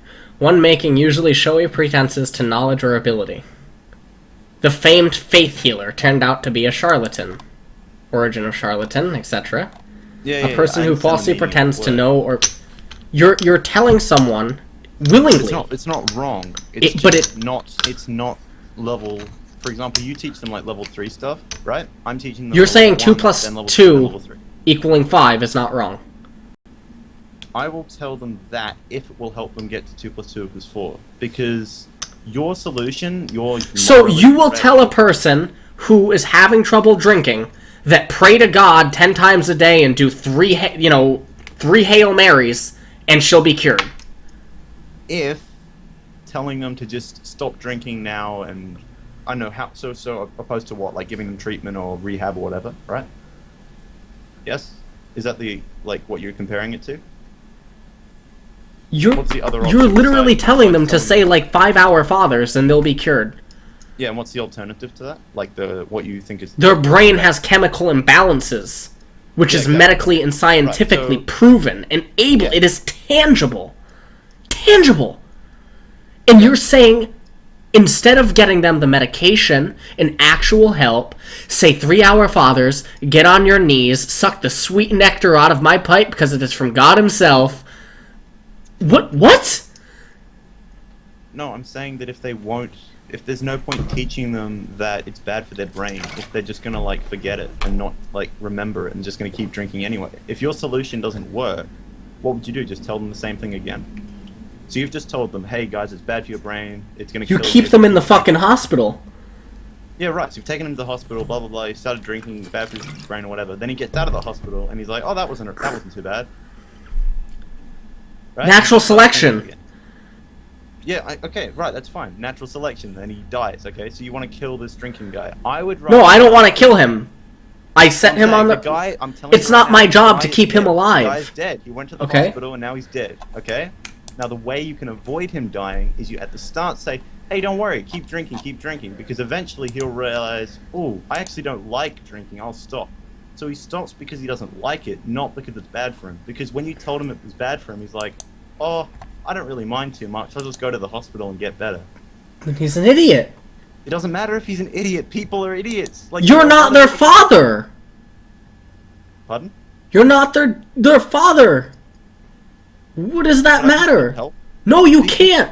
If they're refuting scientific evidence, okay, and then they believe your religious hoopla, jubla, whatever, okay, and they think then at the end of it they don't die, then I would prefer to do that because it's better for them. I mean, it's better for them. Would you rather someone died because you told them the real thing, or was alive, living in bliss, having no idea what happened? You can't just, you know what I'm saying? This is what I do, and obviously you can do your thing, right? But at the end of the day, right, I make people better. You tell them the correct thing, completely, 100% right. But this sounds like a priest telling a doctor that the exorcism cures the possession. No, because I don't believe the exorcism cures him or whatever. I don't believe that, but I can still tell it to the patient because that's the only way the patient is gonna not die. I don't believe it myself, obviously. I don't actually think that... I don't know, something I said. I don't believe... I'll use the vein example, for example, right? I don't think that, oh, hey, if that vein, completely wrecked their team and there was nothing he could do, he was actually a smurf, right? If I tell them that, they might believe me, but I don't believe it myself. I can still tell it to them. Do you get what I'm saying? Like, I get what you're saying, but this is like a moral, ethical type thing now that you're entering into, and I agree with you that I agree with lying to someone to prevent their own suicide or, you know, something like a relapse. I get it. Okay, I get the people that they go to the medium conventions or, you know, like they're at the people that can speak to the dead. If it makes them go to sleep easier at night and they actually believe into that and it's not harming themselves or others, etc., okay. Like, yeah, you think your husband just spoke to you from the other side and he said it's okay and he loved... Okay, this has nothing to do with League. It does, though, because the people in League, right, they're either going to A, come to me and go from Silver 5 to Silver 1, right? Or they're going to B... But then, what's going to happen is they're going to have another problem, and then they're going to be looking to talk to their husband again. And then, in 5 years, when that faith healer gets exposed as a fraud, then she's going to fucking relapse like you've never seen. And she's going to be like, oh my god, it wasn't my husband, it wasn't him, and then what? Then she goes to the real coach and goes, oh, I'm ready now. I'm Silver 1. But what makes you say that she's ready? You can't make that assumption. Do you think they'd be more or less ready in the Silver 4 state and, like, having no understanding? Because what they'll do... I'm not a psychic, man. I'm not.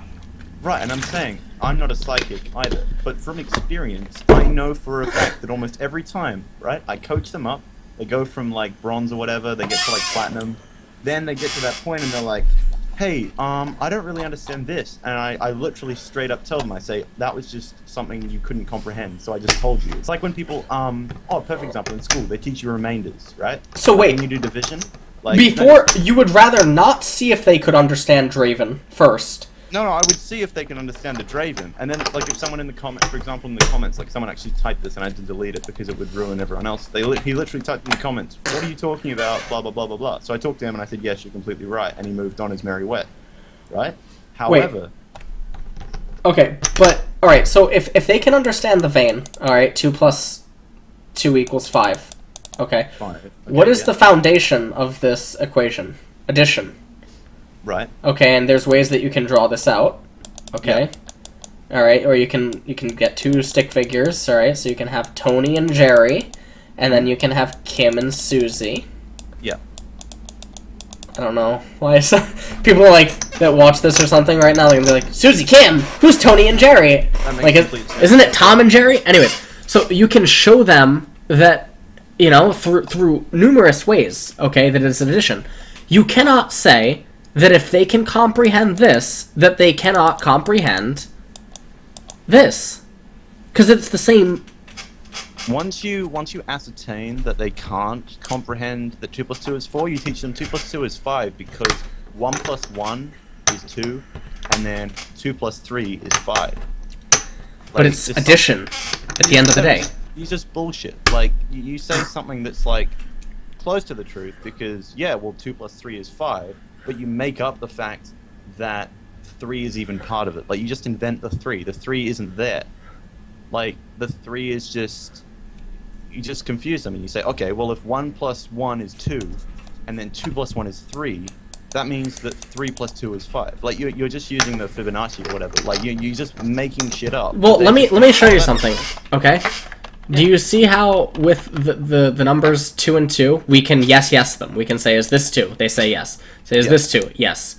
Is this 2? Yes. Is this 2? Okay, now we're going to draw 5. Where's that line coming from? The plus in the middle. When you add 2 groups together, you take away the plus sign. You, like, what the fuck is this, Full Metal Alchemist? Do you have, like, the Philosopher's Stone? You like, just make shit up. It doesn't matter. No! You're not a coach or a charlatan! Incorrectly.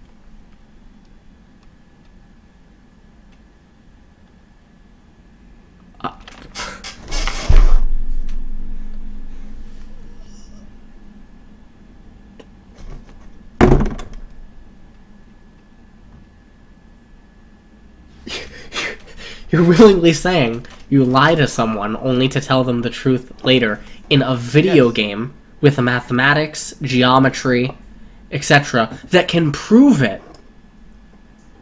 If you can use addition to prove something. You can then equally use addition. Because Draven is not subtraction. Draven is not division. He's not multiplication. I mean, he's not a different branch of math. It's the same thing. It doesn't make any fucking sense.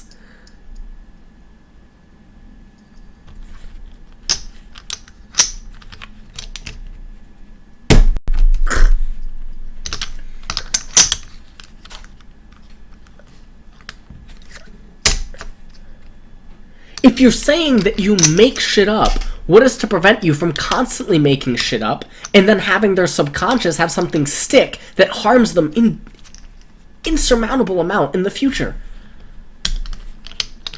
If that happened, the person would go, I'm damaged, and someone would probably go, what if he doesn't know that he's damaged? What if it's on the subconscious He level? doesn't know he's damaged, so his friends notice, hey, you're damaged, right? So let's just use a league example. So I've got this guy from like bronze 5, silver 5, told him another lie, silver 5, gold 5, told him another lie, goes from gold 5 to plat 5, for example, right? So now he's plat 5, and it's like, and his friends are like, yo, dude, you got to plat 5, but like, what are you talking about? Like, all Okay. this stuff is wrong. Let me show you what the problem with this is, okay? You're teaching someone how to do addition. So they take this, and they're like, oh, okay, this is the method to get 5, okay? Right. And then they take Ezreal, and they take Graves, and they enter Ezreal and Graves, and then they try to do it out, and they're like, this equals 9, but it shouldn't equal 9. Because in their eyes, it doesn't add up. Right. So then what? Now they're fucked on Ezreal. That's a charlatan. You were tricking them. You were tricking them into constantly needing you. But then by the time they get to 3 plus 6, I then like. Then what? They become a pastor boy of your church, and they feel important. Like I said before, like you are exaggerating obviously because you got an audience, right? But what I said before, and you probably remember this, is I start them off at the No, I'm not. I don't exaggerate. I start them off at the top. Go ahead. Then I go down a bit. Then I go down a bit, and then once I realize, like, I go down, down, down until I hit their level. I'm like, okay, well, I started you off with the challenger stuff, and it turns out that you're actually at silver stuff. So then once I get back down to silver, I'm like, okay, what is the thing I tell silver people? Blah blah blah blah blah. Then they get up to like diamond or something, and I'm like, okay. And they come to me and they're like, oh, but you lied or whatever. And I'm like, okay, this is the end of it. So now I tell them, this is what you have to do to get challenger. This is all the things I've like, wasn't 100% honest about before. Here's the truth, blah, blah, blah. Go on your way. They hit challenger and then it's done. And then... And you hope that they've been brainwashed by the church at that point, so they don't care that you lied to them. I always, the most important thing is I always make sure by the time they leave, right, they know what was true and what wasn't. I always make sure of that. So when for example, like what usually happens... Have you heard of the 33rd, obviously it's a conspiracy theory, the 33rd degree Mason? Do you know what the Masons are, the Freemasons? Oh, they're like the Freemasons, yeah. The Freemasons, okay. There is a conspiracy theory that there is a 33rd degree. And when you reach, well, the 32, I don't know what the degrees actually mean, but I never became one. Well, it's like a tier system. You end up going up and up the tiers. Okay, so there's cousin, third cousin, all that shit. No, tiers. Oh, just like League. Oh, down. Okay, yeah. Okay, and the 32nd degree is the highest. Okay, that is obtainable. There is a conspiracy theory that there exists a 33rd degree. Okay, and inside of the 33rd degree, you get told that everything you learned up until that point was actually a lie, and you were just lied to everything, and, whatever. Yeah. Okay, and there's this conspiracy theory that it's like Illuminati type shit, and whatever. That is fucked up. And you hope that when they get initiated into the 33rd degree, that they're as fucked up as you, and they stay with you. Just like a priest that tells a little boy to suck his dick because the semen comes from God itself, and then he grows up and he becomes an adult, and you're like, oh, actually, that wasn't the semen, but God told me to do it. But then he's so brainwashed by the church that he stays anyway. Yeah, the point you're missing about all this is at the end of the day, I'm not trying to, like... No, you're just trying to make money. No, but that's the point. I'm not. Like, I'm not making anything. Like, I'm literally, I've got nothing at all. Like, if you want exact figures, all right, I've made $1,000 total New Zealand dollars from coaching in 6 months. 1,000. That's like pounds, like 500. All right, that's like nothing at all. And I've gotten people. I got one person from Gold 4 to Master Tier, 100 LP Master Tier, from Gold 4 in 4 months. And that was only 2 months after I started coaching.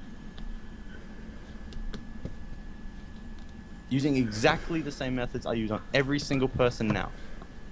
Like, that is 100%. I would like, now see. Here's the thing. That is solid. There's this thing in poker called variance. Okay. Now, if you've only coached $1,000 or something, that means that your sample size of players is not high enough, right? Disregarding the fact that most of my first initial ones were with teams for free, like as sort of an intern type thing. Okay. So that's like. But you can't claim that master tier person would not have gotten master tier without you. Because you don't have a high enough sample size to back up those claims. It could just be variance. Oh yeah, I understand what you're saying completely, right? And obviously there is no way to like prove it, right? Beyond any belief.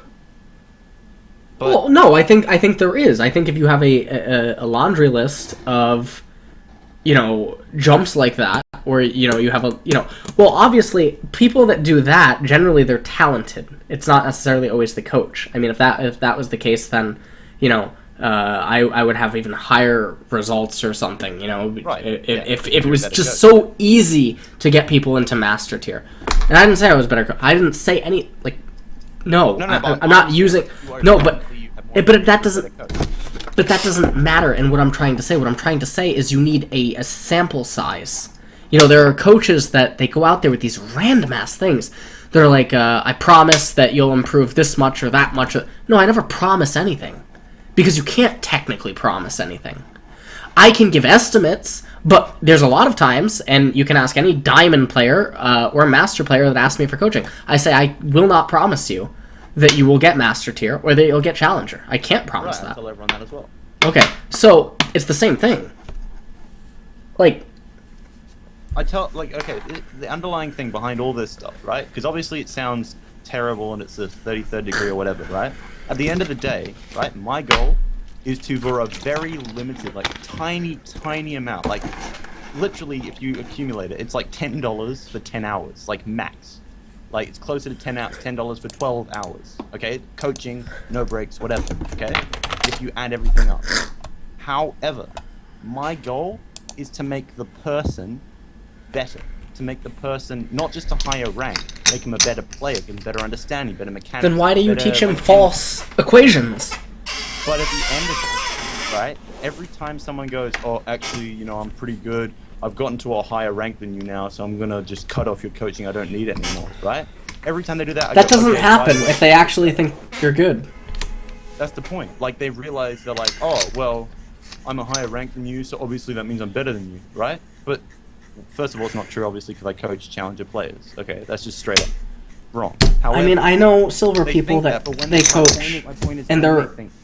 I correct them, and I go, actually, before you go off into the world and tell everyone what you've learned here, this, and this, bullshit, and this is the truth. But here, it's like, oh, okay. And here's my issue with that. Is if you correct them, then why in the Vayne video do you point out Vayne when that is a application for higher level players? No, I don't use it as, like, I do send it off to, like, teams, because a lot of teams, like, when they look for coaches, they basically just go, oh, he's got this, oh, this makes sense. Like, it sounds like it's bullshit, yes, but it's believable bullshit, and the way it's presented is believable, okay? Is that not the definition of a charlatan? No, because... No? Wait a minute. It's an application, okay? Wait. A person who falsely pretends to know or be something. Yeah, right. But the application, like the beginning of it is in that. However, by the end of it, right, they realize, oh, by the way, this was bullshit, this was bullshit, this was bullshit. They're like, oh, right. However, having got to know you... No, that's called a con artist. But that's just on the way in. That's just to get attention. Yeah, so that's a con artist. You get attention, you make your way in, they trust you... Like, it's you can't show me any of your videos that I would agree with. I will call you out. Made any. I couldn't put the time and effort into, because if you make a video, right? If I was to make a video that I thought was absolutely 100%, all right, hold on. I would have to think about every single word. I'd have to like revise it 100 But times. why? Why do you have to do that if it's not faked? Why can't you just bullet it?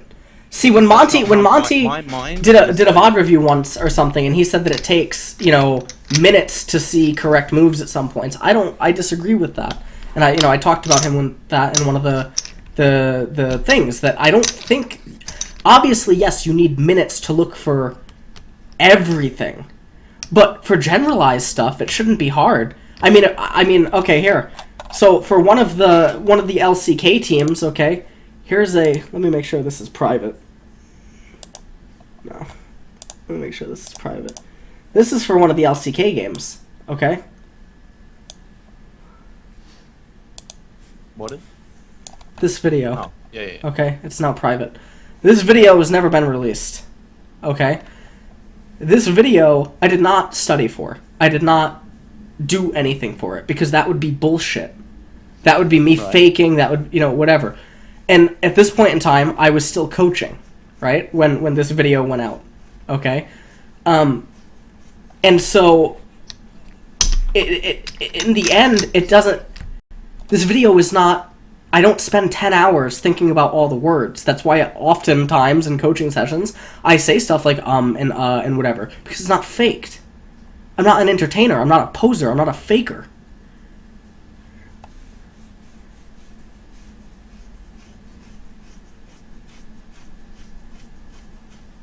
Do you know what I mean? Yeah, I completely agree with what you're saying. It's just not. That's just not how. Like I wish I was like that, but that's just not how I am as a person. Like sometimes someone will ask me a question, 100%, and they'll say, "What's your honest?" and I'll try and give my honest answer. I'll give it, and then I'll realize, wait, that's just what they wanted to hear, and I don't actually know what I think. I'm very bad at comprehending what I am thinking about. But the whole point of this is to help other people. So as long as the other people are improving, they're happy, they're getting what they want, they're getting to a higher rank. I know at the start, hey, you're never going to be LCS. If I just tell them that, they're probably just going to like go, oh, who cares about him? And they'll go to someone else. Like, for example, the guy we were talking about before, right? He came to you, you gave him advice, it didn't work, so he came straight to me, and I gave him advice that he wanted to hear. It wasn't good advice. It's not going to get him to challenge it, right? But it's got him what he wanted. He went from Silver 5 to Silver 1. That was his goal. He's got his little, well, it wasn't his end goal, but, it's got him his little piece of happiness in like a week or whatever. Like an instant gratification. Alright, I'm gonna go to the bathroom. You're gonna look at this full screen freeze frame, okay? Uh-huh. And when I get back, you're gonna tell me what is Dignitas's checkmate rotation, okay? You got like a few minutes. This isn't hard. Alright.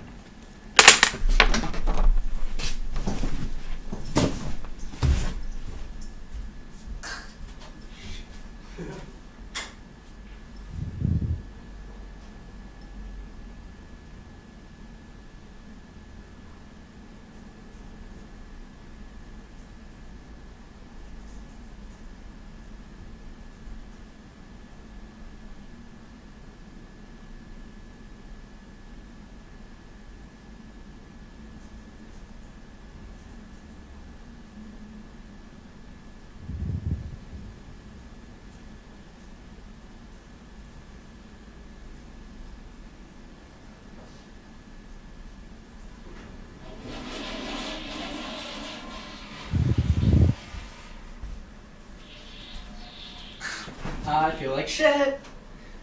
Where's my eye?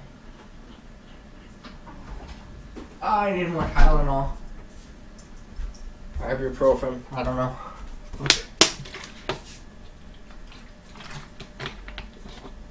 Fuck. Holy shit. My throat hurts so bad. Fucking just kill me, man. Just get it over with now. Oh, the heat's not even on. Rest in peace is me. Okay. Alright, I'm coming back. Oh, shit.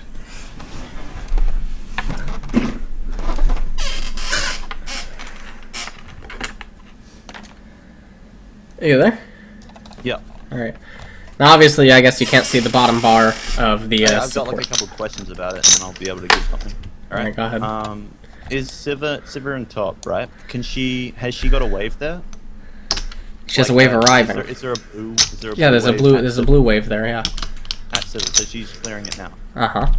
Okay. Siva has. She is top by herself. Naka hasn't got teleport, obviously. Aishim is mid tier 1 down. Mid tier 1 is down for both players. Okay. Yeah. So they'd either, if they can, they've got Azir, but Azir isn't there to clear. I don't think they can. I would say, like, instantly, I would just say rotate mid, but that doesn't seem right because they can either go mid or bot. Who's gonna rotate mid? You're gonna rotate Lee Sin, Morgana, Xerath mid against Azir that just came off a recall? Wait. I thought you said dig. Yes. So what is TSM gonna do? Dignitas has a checkmate rotation. You don't just look at what Dignitas can do. You look at what TSM can do, what they can't do, what Dig can do, what they can't do. Yeah, right. Okay. And then it's a leveling process. Yeah, so you've got Corki bot obviously by himself. So one option is obviously send Azir bot, and then have What? like Rek'Sai and. Why would you send Azir bot? Then they just 3-man mid.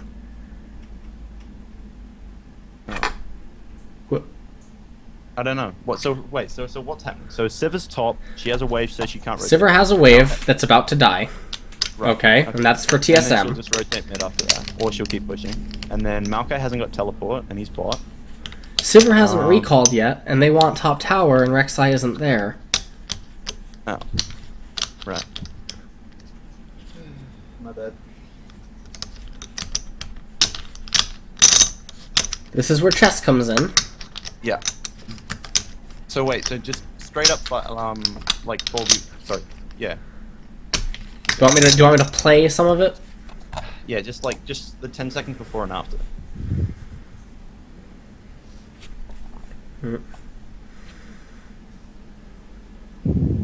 This is where checkmate begins.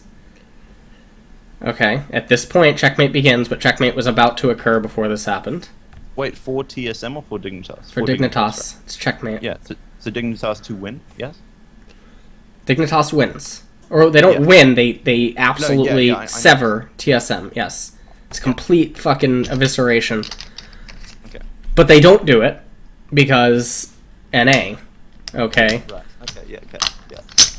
And because, you know, that Dignitas coach guy that said he was the most knowledgeable league coach, so Got it. I'm lucky there.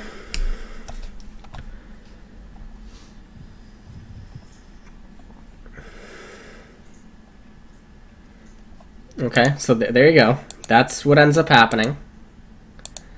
Alright, you can see Rek'Sai just pushed the wave into Sivir.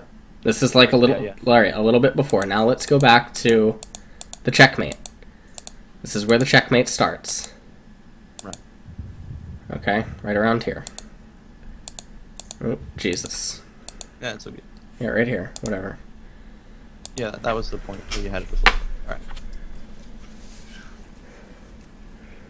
Well, obviously the easiest objective for them to take is the top tier 1. Because it's exposed and it's Sivir with no items. Right? Well, I mean, Sivir just needs a recall. Corki has his recall with Triforce. Yeah. Maokai is basing, so Corki can just stay bot. Right? Yep. How can well, I mean, Maokai's trying to base, yeah. Maokai doesn't have teleport. That's what I'm saying. No, Maokai is basing. So like Corki can either interrupt him. Like Corki's gonna stay bot regardless, because he can either interrupt him and then keep him there, or he can just push the free tower. Like free tier, go to the tier 2, like push the wave up. So Corki's gonna stay bot. Rek'Sai, has Rek'Sai got ult? No. Well, yes. You can see Rek'Sai has ult, sorry. Rek'Sai doesn't have teleport. Okay, so he has ult. Right, Rek'Sai top was a thing. Okay. With this information, I would say that probably Rek'Sai and... Where's Thresh? Is Thresh... Thresh is bottom, you see him right there on the minimap. I can't see it, my Skype thing in the way. Okay, and then Vi's... Vi is down there with them. Oh, wait, so they've got 3 bots? They have 3 bottom. Okay. Right, well that's... Yeah, so Rek'Sai would just go top. Azir would... Oh wait, no, because he can't clear against himself. Wouldn't they just keep pushing bot then? And then Rek'Sai would go mid or top, depending on how hard the other team pushed. Okay, so if they go bottom... Alright, if they just go 3 bottom, okay. What is going to be what they do in 2 minutes? What is Zeroth and what is Lee and what is Morgana going to do? Well, they're just going to shove mid. And then rotate bot. So wait, you want them to go like this. You want them to shove in. It's a Azir, so they can't go much further. Okay. Yeah. And then you want them to go here to meet the wave that will be here. No, cut the other team off if they're shoving. They don't have time for that. Oh, so then they just go top, right? Because there's tier 1 still up. Okay. But by the time they would shove in mid and then make it to top, Sivir would almost be at top.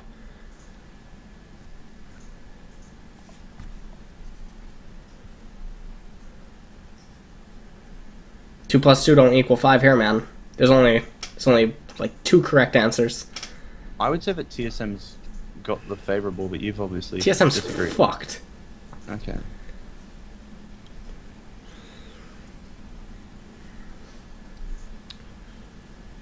Wait, is the bot tower, tier 1 still there, right? Tier 1 is still there, yes.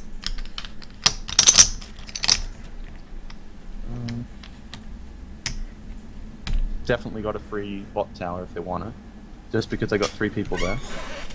But the other team can counter push mid, but it's Azir, and Rek'Sai could potentially cover unless he goes top.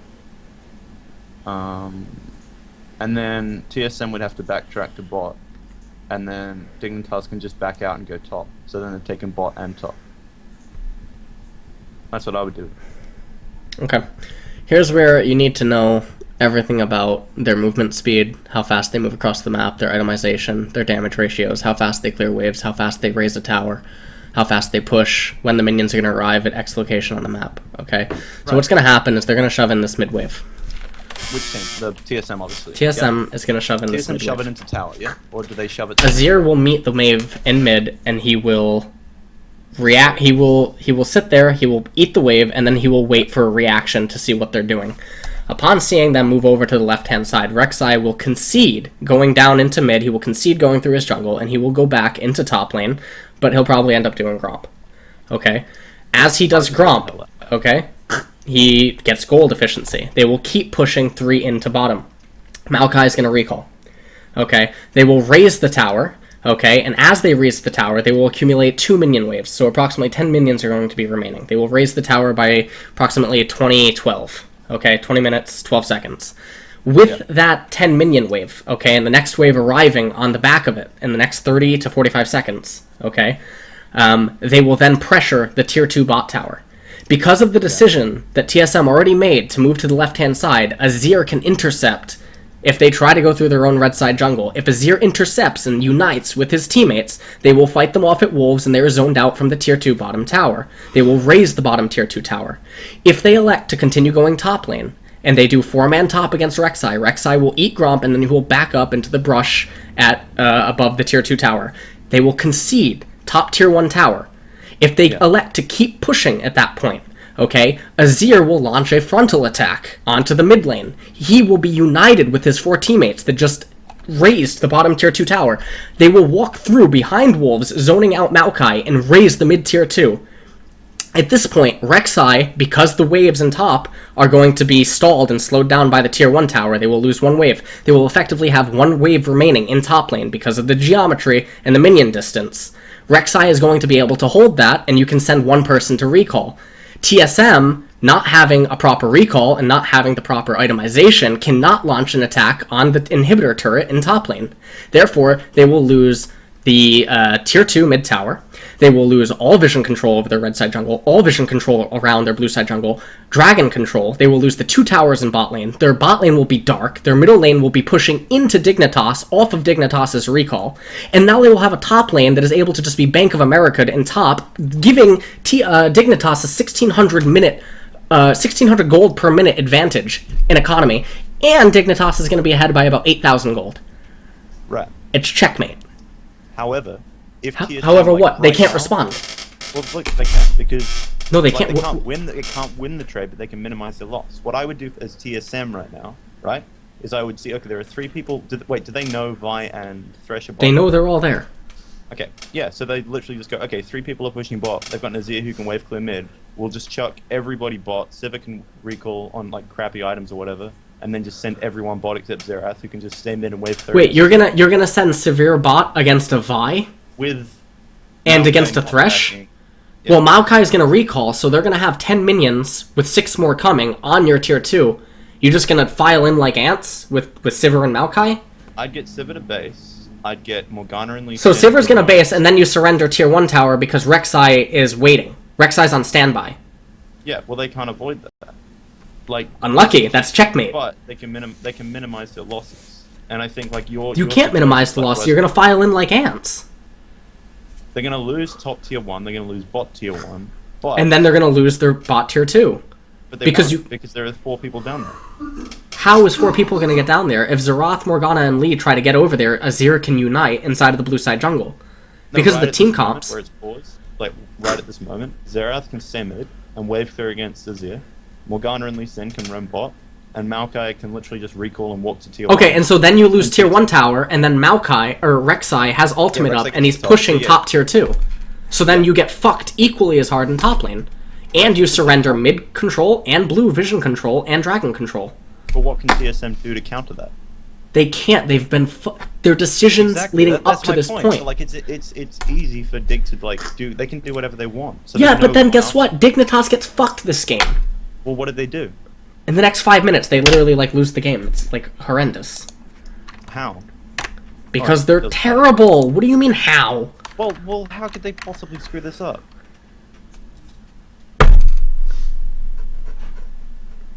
I don't know. I think they think 2 + 2 = 5.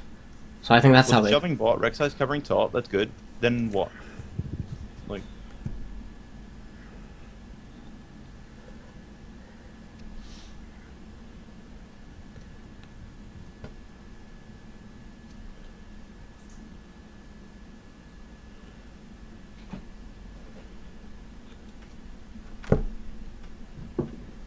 It's not necessarily how does TSM fuck this up. It's how Dig butchers it. yeah. But I can't see how. The other thing is there's even more to say about this, but we're not going to spend. This is not a fives coaching session. This is not a Right. you know. Yeah, obviously. There's more that can be said, even more to crucify TSM. Okay, and their macro decision making. Well, the point of it is that you can't see the chessboard. But what did I thought I just said the same thing. Get bot and then get top.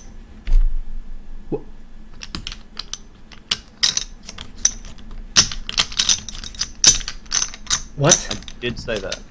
No, first you said Xerath stays mid, then you said they go bottom, then you said send Sivir bottom, but that doesn't make any sense because then they get equally as fucked in top lane. It's over. There's nothing that you can do. That's the point. Well, what should I have said? You should have said what I said. You should have pointed out Dignitas's checkmate. Yeah. But you were saying Azir goes bottom, and then you said Azir stays mid, and then you said Rek'Sai stays top, but he doesn't actually stay top. He stays in between the 2 towers, and he's on standby. Well, that's correct.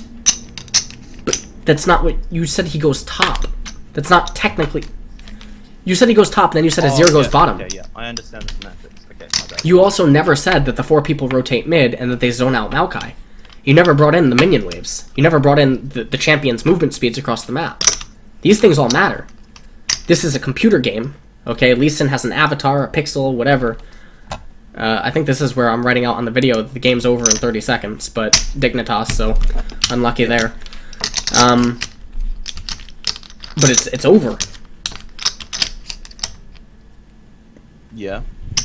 This is just one example. I mean, we can pull out, tons, but that's not the point. The point was, did you see Dignitas's checkmate? And you went with 10 different answers. I mean, if we're on Who Wants to Be a Millionaire and you get 4 guesses, I mean, I guess one of them is eventually going to be all right. 10 work. They can do whatever they want and still win. Like, what did they end up doing? I can't see how they lost the game. So if someone gets shot in the gut, or they get a shotgun to the face, that's the same thing? If they die, it is. Okay, alright, this calls... I can't. I actually can't. No. That's just not the same. What? Come on, man. Like, what? You actually think there's a difference between a 2k gold lead and an 8k? I mean, I guess at the end of the day, Dig's still ahead, right? According to what you're saying. Why would you never look to maximize the most optimal decision? Why would you This never... is like the core of what I was saying, like at the very start of like this whole stream, is like you focus on everything and like getting the most optimal what ifs, right? I focus on this is good and this is also good, right? I don't think about, there's no point optimizing everything when you don't have to. Like if Dig lost this game, right? Because They do did lose. something- Yeah, that's what I'm saying. So they lost this game. It's not because they chose like a suboptimal awesome play. Like no matter what, they're gonna win this trade-off, right? They might not win it as hard if they do like what I said, which is incorrect. I admit. So if right? if you're playing poker and you win 500 chips with, from a guy with pocket aces versus ace king, but you could have won 1,000, that's okay in your eyes? Because you still won? Yes. Get the fuck... No. Oh my god, dude. That ideology, that philosophy, you were damaging players' lives. You are not helping them. You can't. You will never coach a pro team if that is your mindset. I promise you that. I promise you. If that is actually your mindset, you will never have any place amongst any of the teams in the professional scene. No pro player wants to fucking hear that. No pro player wants to hear, oh, I just want to get a win. No, they want to be the best fucking players they can be. They want to go to Worlds, they want to be the best in their region, and that type of an answer does not produce those type of players. That's not acceptable, dude. I don't want to go in circles, and I don't want to start, like, attacking you and stuff, but, like, that's not acceptable. And if that is your approach to coaching people, you need to inform them of that, because that is basically them willingly taking a poison. Like, that's not okay. If you're saying that there's no difference between 500 and 1,000 simply because you won, no, there's a very, very, very big difference. Because in the long run, okay, in the big picture, okay, the 1,000 is what you need to stay alive in this industry. 500 doesn't cut it. And it never does, because man versus machine. The super bugs will rise. Like... Oh, man. Come on, dude. You can't do that. You can't do that to professional players that confide in you. You just can't. That's wrong. Because it basically means that you were conceding that you were not looking for the absolute best answer to any given problem. Instead, you were just looking for what works. Intelligent people solve problems. Geniuses prevent them. You know? If you want to talk later, because I don't want this to devolve into me getting aggressive. If you want to talk later, we can talk later. If that's fine with you. Okay? Are you alright? Yeah, dude. Okay. Alright. I'll talk to you later or something. Wait, see you, dude. Good luck. Bye.